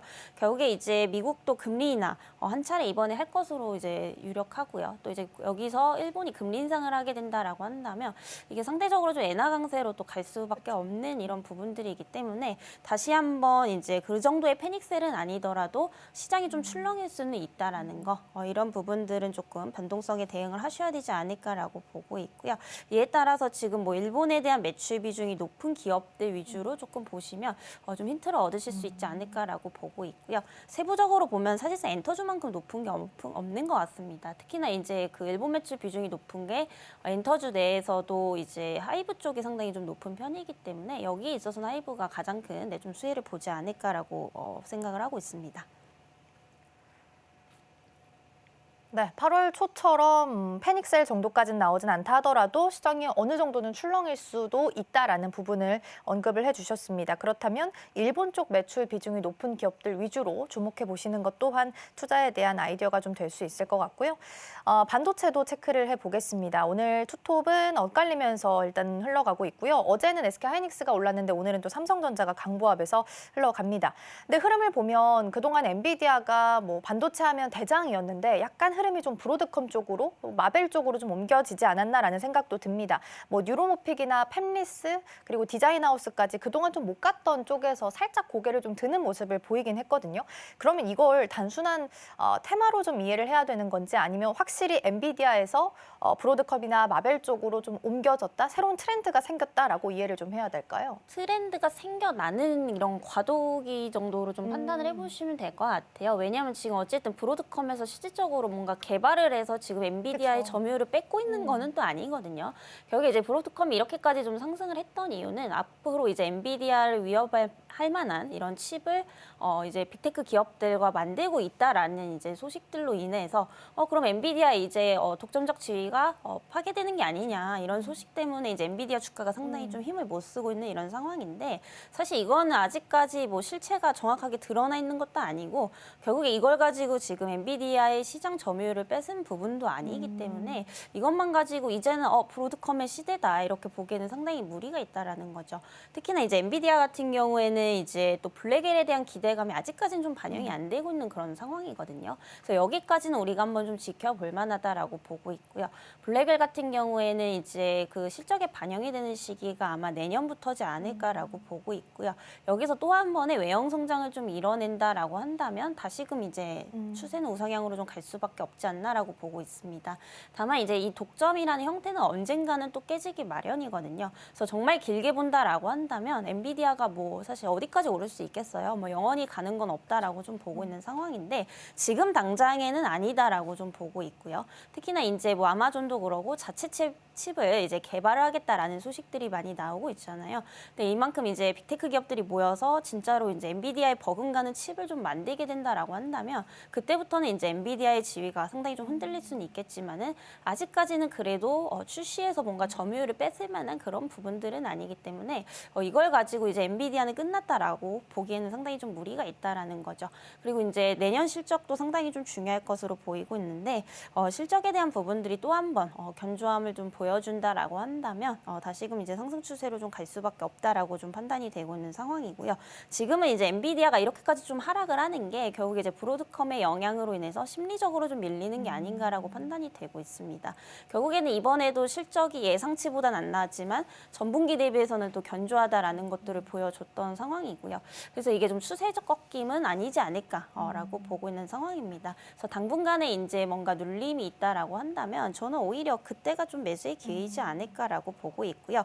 그 전에도 말씀드렸지만 그럼 엔비디아는 도대체 어디에서 팔아야 되느냐 이 부분에 대해서 좀 의문을 가지신다면 이제 어닝 쇼크가 나올 때가 있을 거예요. 그리고 이전보다 이제 성장폭이 확 줄어드는 시기가 있을 거고 그리고 방금 말씀드렸던 이제 경쟁사들의 어떠한 칩이 진짜로 출시가 되면서 점유율이 이제 하락을 한다라고 하면은 그때부터는 이제 새로운 트렌드가 또 만들어지는 거기 때문에 아직까지에는 속단하기는 상당히 좀 무리가 있지 않을까라고 보고 있고요. 이에 따라서 하이닉스에 대한 매수 관점 역시 저는 아직까지 유효하다라고 좀 보고 있는 상황입니다. 그러면 브로드컴이 나중에 SK하이닉스의 HBM을 쓸 수도 있는 거잖아요. 네. 그러면 그렇게 본다면 SK하이닉스 입장에서도 호재로 받아들일 수 있는 걸까요? 네, 일단 하이닉스 같은 경우에 HBM을 무조건 이제 납품을 많이 할수록 좋은 거기 때문에 저는 이제 이 부분은 하이닉스한테 이제 긍정적인 좀 모멘텀이 되지 않을까 이렇게 좀 보고 있고요. 지금 이제 엔비디아로 인해서 최근에 이제 상승을 많이 했지만 오히려 지금 한 곳에 의존을 좀 많이 하는 것은 그렇게 좋은 건 아니라고 봅니다. 장기적으로 봤을 때. 그래서 어느 정도 장비 업체들처럼 이렇게 이제 공급처를 조금 다변한다라는 것은 그만큼 이제 주가에도 저도 긍정적이라고 좀 판단이 되고 있는 상황이고요. 결국에 이제 공급처를 다변화해야지만 그 부분들이 이제 매출이 상당히 안정적으로 좀 기여를 할 수가 있는 부분이기 때문에 향후에 진짜 브로드컴이 이제 HBM이 필요하다라고 해서 하이닉스 쪽에 요청을 한다라고 하면은 당연히 이게 외형 성장으로 좀 이어질 수밖에 없는 부분들이고요.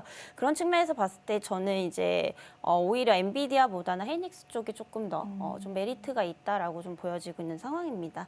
그래서 지금 여전히 싼 상황이에요. 오늘 이제 182,000원대 최근 3거래일째 이제 상승이 나왔는데 오늘은 조금 조정이 나오고 있습니다만 항상 말씀드렸다시피 V자 반등보다는 추세적인 상승을 보고 좀 진입을 하셔야 되기 때문에 지금 가격대도 상당히 좀 싸다라고 보고 있고요. 최소한 이제 하이닉스는 적정 가치가 22만 원에서 그리고 높게 보면 24만 원은 돼야 된다라고 좀 보고 있습니다. 그래서 정말 길게 봤을 때 이제 블랙웰에 대한 또 수요가 엄청나다라는 이제 이야기들이 나오거나 그렇게 되면은 이 HBM에 대한 어떤 수요 그리고 마진도 높아질 수밖에 없는 그런 부분들이기 때문에 향후에 이제 전고점도 넘어갈 가능성이 상당히 좀 있다라고 판단이 되고 있습니다.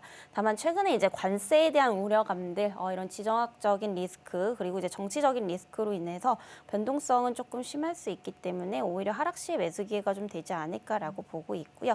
여전히 이제 그 삼성전자보다는 하이닉스 쪽의 HBM에서는 훨씬 더 독보적인 위치에 있다라는 말씀까지 좀 드리도록 하겠습니다.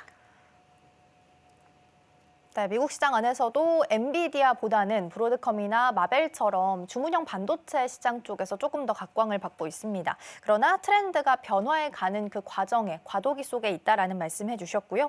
말씀해 주신 것처럼 만약에 진짜 브로드컴이 SK하이닉스의 HBM을 탑재를 하게 된다면 SK하이닉스 입장에서는 크게 더 외형 성장을 할 수 있는 기회가 될 수도 있다라는 말씀까지 해주셨습니다. 전력기기 체크해 볼 텐데요. 피크아웃이 정말 무색한 섹터가 아닐까 싶습니다. 오늘 외국인이 LS 일렉트릭 담아가고요. 기관은 HD 현대일렉트릭을 담아갑니다. 상반기에도 좋았고요. 지금도 사실 나쁘진 않은 것 같아요. 그리고 HD 현대일렉트릭 같은 경우에는 올해 차트 그냥 놓고 봤을 때 거의 한 2배 이상 좀 뛴 걸로 보이거든요. 그러면 2차 대상승도 좀 기대해 볼 만할지도 궁금하거든요. 저는 전력기기 쪽도 오히려 지금 트럼프 트레이딩이랑 엮어서 볼 수 있다라고 생각을 하기 때문에 지금 단기 관점에서 충분히 좀 가능하지 않을까라고 보고 있고요. 결국에 이제 전력에 대한 어떤 수요 증가 그리고 공급 부족에 대한 부분들은 그냥 기대감이 아니고 실질적으로 지금 수치적으로 나타나고 있는 상황이죠. 지금 미국 같은 경우에 특히 이제 전기가 계속해서 좀 부족한 상황이고 이런 부분들로 인해서 트럼프도 한번 좀 얘기가 나왔던 상황입니다. 앞으로 이제 그 전력 인프라를 계속해서 좀 늘려야 된다라고 정부 측에서도 얘기를 하고 있고요. 그리고 이걸 가장 잘 알고 있는 것은 사실상 이제 빅테크 기업들일 겁니다. 그래서 최근에 뭐 SMR이라든지 전력 쪽에 상당히 좀 적극적으로 투자를 하고 있는 상황이기 때문에 이 전력기기 쪽은 계속해서 좀 보셔야 되지 않을까라고 보고 있고요. 정말 이제는 끝인가 하면은 또다시 상승이 나오고 끝인가 하면 상승이 나오고 있는 이런 이제 추세적인 부분들을 봤을 때 오히려 뭐 조정 시 한번 지켜보자라는 일단 말씀드리겠고요. 이제 HD 현대일렉트릭 같은 경우에 특히나 이제 그 초고압 변압기에서는 이제 우리나라 1위 기업이라고 좀 판단이 되고 있습니다. 특히 이제 미국 쪽에서의 어떤 수요가 상당히 좀 많이 증가를 하고 있고요. 결국에 이제 미국의 수요가 증가를 하고 있다라는 것은 수출을 그만큼 많이 하고 있다라는 거죠. 근데 최근에 보면 오늘도 환율이 1,438원대입니다. 이렇게 보면은 당연히 이제 수출 중심으로 운영을 하고 있는 이 전력기기들의 기업 수익성 개선까지도 좀 기대를 해볼 수가 있기 때문에 이런 어떠한 대외적인 변수도 상당히 좀 긍정적으로 만들어지고 있다라는 점에서 한번 좀 보시면 좋을 것 같고요. 여전히 대장은 HD 현대일렉트릭인 것 같습니다. 그만큼 이제 변압기 관련해서 마진이 가장 잘 나오고 있고 그만큼 이제 수주도 가장 탄탄하기 때문에 사실상 이제 다른 전력기기에 비해서는 인프라 쪽 비해서는 상당히 많이 올라 있지만 여기서 이제 이 정도의 수주라고 한다면 오히려 좀 프리미엄을 더 줘야 된다라고 보고 있는 상황이에요. 상태이기 때문에 대장은 이제 현대일렉트릭 보시면 좋을 것 같고요. 그 다음으로는 조금 이제 낙폭이 심했던 LS 일렉트릭까지도 저가 매수에 좀 기회가 될 수 있지 않을까라고 보고 있는 상황입니다. 그러게 멈췄나 싶으면 또 가고 멈췄나 싶으면 또 갑니다. 그리고 오랜만에 외국인과 기관 쪽에서도 전력기기 관련해서 좀 담아가고 있어서 체크해봤고요. HD 현대일렉트릭이 차트 길게 놓고 보면 사실 올해만 한 2배 정도 뛰었는데 여전히 긍정적으로 탑픽 종목 주셨으니까 참고해보시면 좋겠습니다. 자, 그럼 계속해서 오늘 상위 테마들 함께 살펴보시죠. 네, 첫 번째는 조선부터 보겠습니다. 최근에 수주량이 좀 줄어들었다라는 기사가 보도가 되기도 했습니다. 하지만 이제 우리나라 입장에서는 선별 수주를 한 거기 때문에 크게 걱정은 안 하셔도 될 것 같고요. 글로벌 발주량 체크해보면 중국 쪽에서는 보통 이제 벌크선 그리고 컨테이너선 위주로 담아간다면 우리나라에서는 LPG나 LNG선 위주로 지금 수주를 좀 받고 있습니다. 그래서 이제 트럼프 정부가 본격적으로 들어서게 된다면 LNG선 같은 경우에는 더 크게 수혜를 받을 수도 있다라는 긍정적인 이야기도 같이 나오고 있습니다. 두 번째 열어보겠습니다. 두 번째는 양자암호고요. 어제 이제 미국 시장에서 퀀텀 컴퓨팅이랑 나사랑 같이 계약을 했다라는 소식이 전해지면서 53% 이상 상승을 좀 했습니다. 그리고 더불어서 리게팅 같은 경우도 32%대 상승을 켜면서 오늘 우리 시장 안에서도 강도 있는 움직임 좀 보이고 있습니다. 마지막 열어보겠습니다. 마지막은 제가 앞서서 이제 브리핑 해드렸던 내용이죠. CCUS고요. 탄소 포집, 그리고 활용, 그리고 저장까지 같이 포함하고 있는 개념입니다. 어제 시간 외에서부터 움직임을 좀 보였고요. 트럼프 입장에서는 IRA를 수정한다 하더라도 지금 에너지 기업들이 하고 있는 기술 중 하나이기 때문에 CCUS에 대한 세 공제는 계속할 거다라는 시각들도 좀 있고요. 머스크 같은 경우에는 CCUS를 굉장히 찬양하는 사람이다라는 기사가 보도가 되기도 했습니다. 어쨌든 가장 핫한 두 사람의 입에서 나온 개념이기 때문에 시간 외에서부터 그리고 오늘도 추가적인 상승 이어가고 있습니다. 자, 세 가지 테마 함께 살펴봤고요. 팀장님, 이 중에서는 어떤 쪽 먼저 보면 좋을까요? 네, 조선주가 정말 이제 시장하고 무관하게 그쵸. 굉장히 좀 강세를 보이고 있는데 특히 오늘도 이제 가장 이제 상위단에서 좀 움직이고 있습니다. 그래서 뭐 이제 조선 3사 모두 이제 강세를 좀 보이고 있는 상황인데요. 사실 제가 아까 트럼프 트레이딩 전략이 상당히 유효하다라고 말씀드렸는데 이 조선주 역시도 그쪽에 포함이 된다라고 보시면 될 것 같습니다. 그리고 뭐 지겹게 막 들으셨을 거예요. 상반기 때부터 뭐 신조선가 지수 계속해서 지금 오르고 있고요. 그만큼 이제 신조선가 지수가 오른다라는 것은 이 선박에 대한 수요가 많아지고 있다라는 겁니다. 근데 이게 앞으로 이제 더 좋아질지를 보려면 그럼 25년도에도 이게 신조선가 지수가 오를 수 있을까를 봐야 되는데 그만큼 이제 선박에 대한 수요가 증가하는 환경들이 만들어지고 있느냐 이 부분을 좀 체크를 하셔야 되거든요.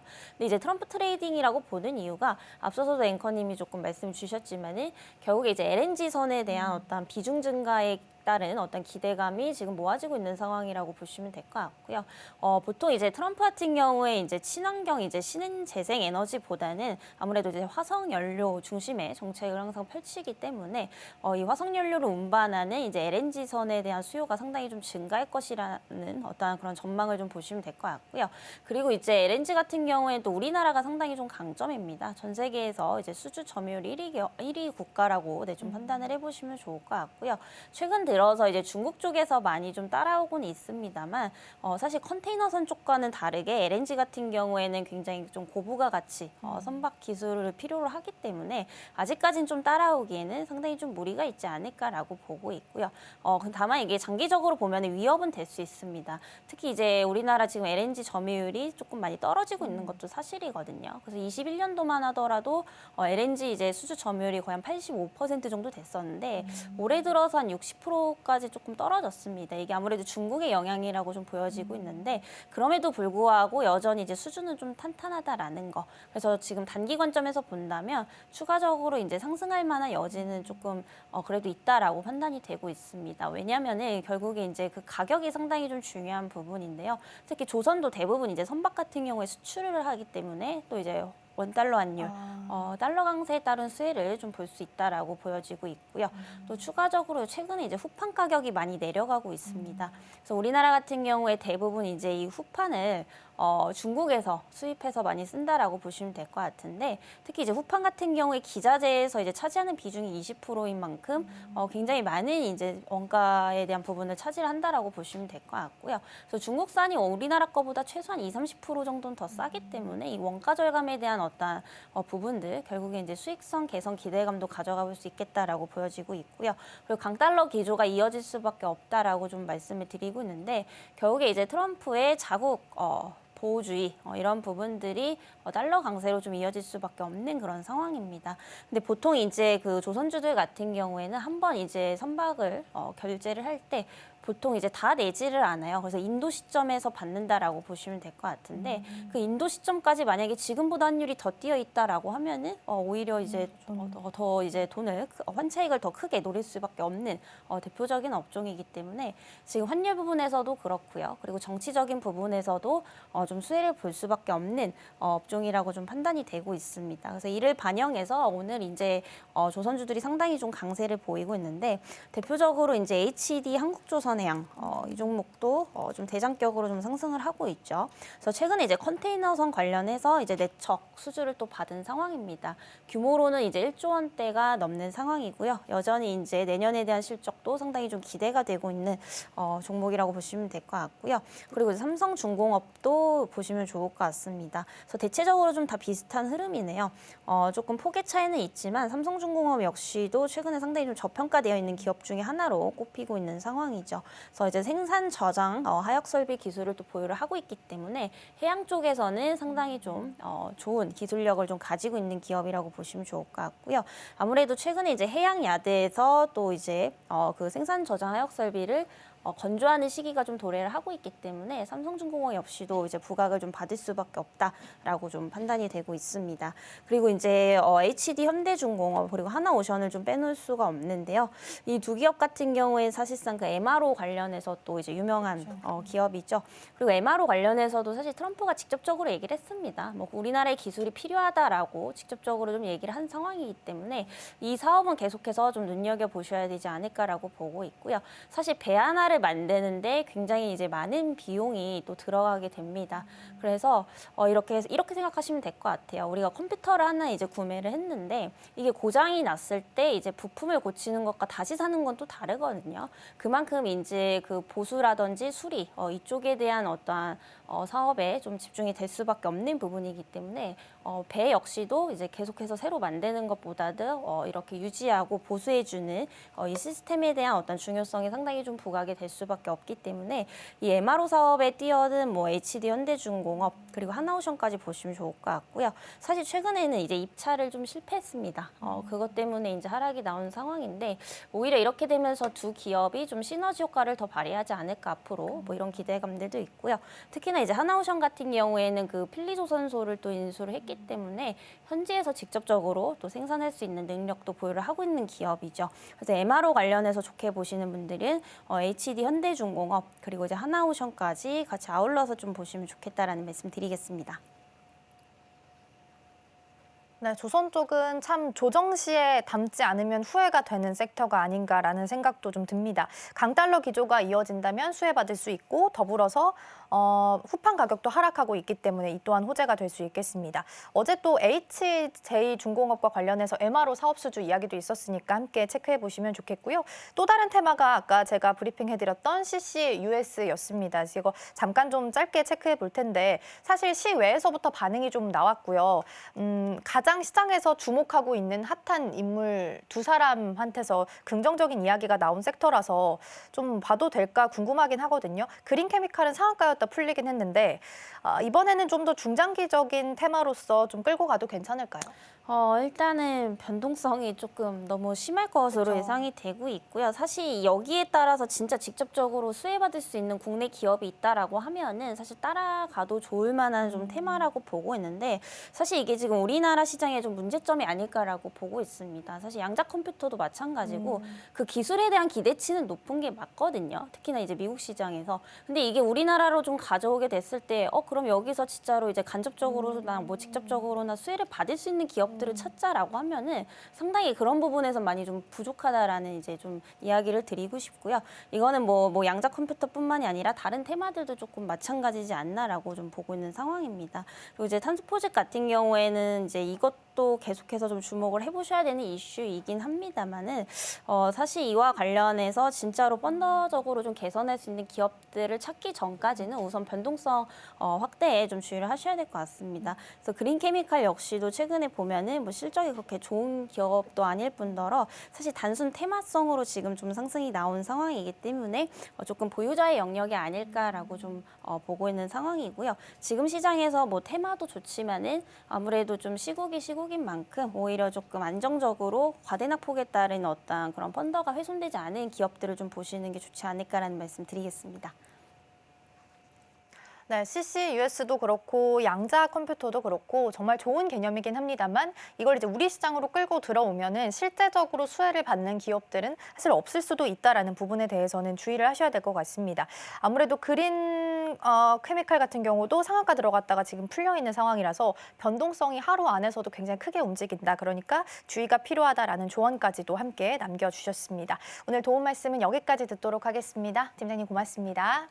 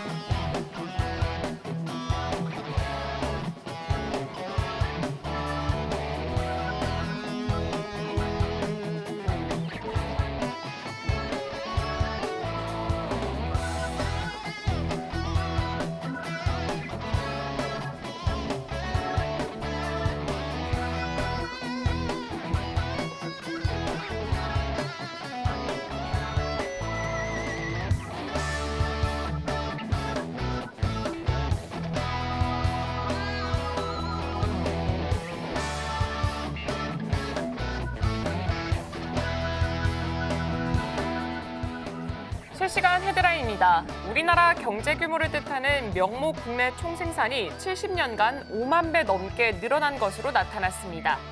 실질 GDP 성장률은 연평균 7%에 육박했습니다. 그 결과 한국 경제 규모를 보여주는 명목 GDP는 1953년 477억 원에서 2023년 2,401조 원으로 70년 동안 5만 336배 확대됐습니다. 다음 소식입니다. 브로드컴, 인텔, AMD 등 글로벌 빅테크 기업이 차세대 기판인 유리 기판을 도입한다는 소식에 SKC가 관련 수혜주로 부각되고 있습니다.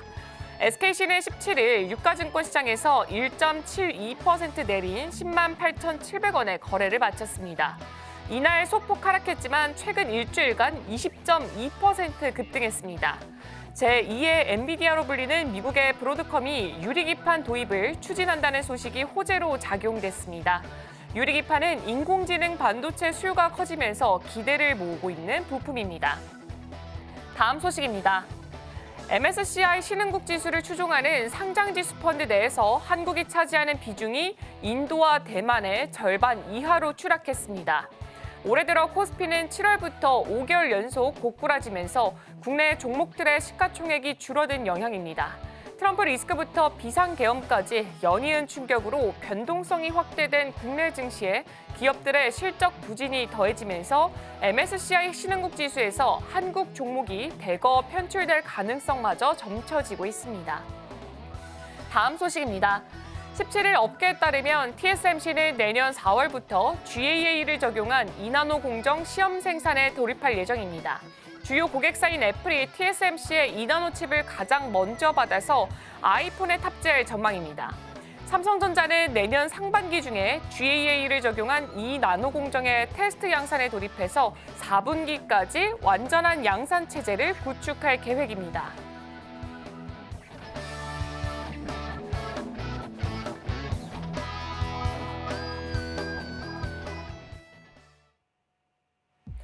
네, 지금 이 시각 시장 분위기 살펴보도록 하겠습니다. 먼저 개장 당시에는 코스피는 오르고 코스닥도 마찬가지로 오름세를 보여줬지만 그 오름폭 자체는 0.07% 소폭의 오름세를 보여줬습니다.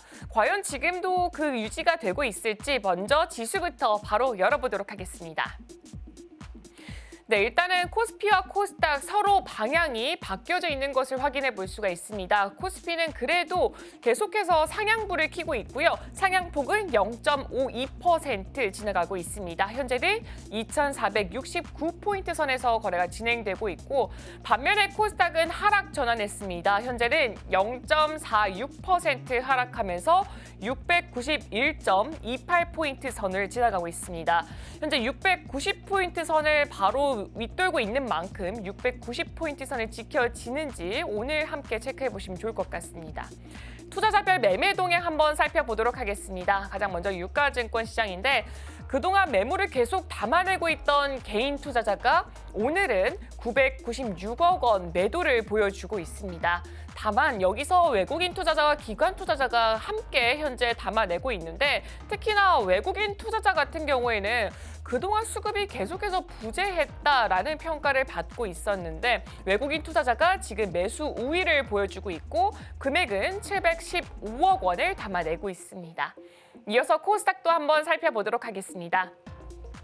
코스닥은 아예 반대 흐름이 나오고 있습니다. 개인 투자자가 계속해서 매물을 좀 담아내고 있지만 기관과 외국인이 지금 매도를 하면서 하방의 압력을 가하고 있고 외국인 투자자가 기관 투자자의 거의 지금 2배 가까운 물량을 뱉어내면서 444억 원 매도를 하고 있다라고 보여지고 있습니다.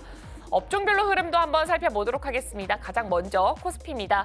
코스피 일단 개장 당시에는 대부분 업종들이 모두 다 상승부를 켰었는데 음식료품 쪽에서 현재는 0.32% 하락부를 켜고 있고요. 마찬가지로 의약품 쪽에서도 0.37%의 하락부를 켜고 있습니다.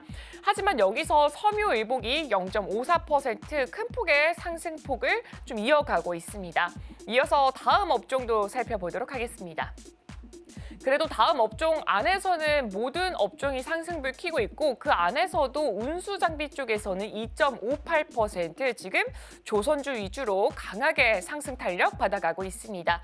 이어서 코스닥도 한번 살펴보도록 하겠습니다. 코스닥은 혼조세 흐름을 보여줬었는데 현재는 금융을 제외하고는 모두 다 낙폭 형성되고 있습니다. 특히나 건설과 기타 서비스가 1%가 훌쩍 더 넘어가는 하락세를 보여주고 있고요. 금융은 그래도 계속해서 상승부를 이어가고 있습니다. 이어서 다음 업종들도 한번 살펴보도록 하겠습니다. 다음 업종도 좀 엇갈리는 흐름이 보여지고 있는데 화학이 지금 하락 전환을 했고요. 출판, 매체, 복제가 0.55% 가장 크게 하락하고 있습니다. 코스피와 마찬가지로 섬유, 의류가 0.64% 계속해서 상승불은 켜고 있습니다. 시가총액 상위 종목들도 한번 살펴보도록 하겠습니다. 유가증권 시장 안에서는 하이닉스부터 삼성바이오로직스까지 모두 다 하락불 켜고 있고 삼성전자랑 현대차만 현재는 상승불 켜고 있습니다. 삼성전자는 지금 55,000원 선을 향해서 달려가고 있습니다. 현재는 주가가 1.29% 상승폭 확대해 나가고 있고요. 현대차도 주가 상승폭 많이 확대해 나가고 있습니다. 현재는 2.66%까지 올라온 상태입니다. 이어서 코스닥 시가총액 상위 종목들도 확인해 보도록 하겠습니다. 코스닥 안에서는 오늘도 제약주가 조금 흐름이 부진한 것으로 나타나고 있습니다.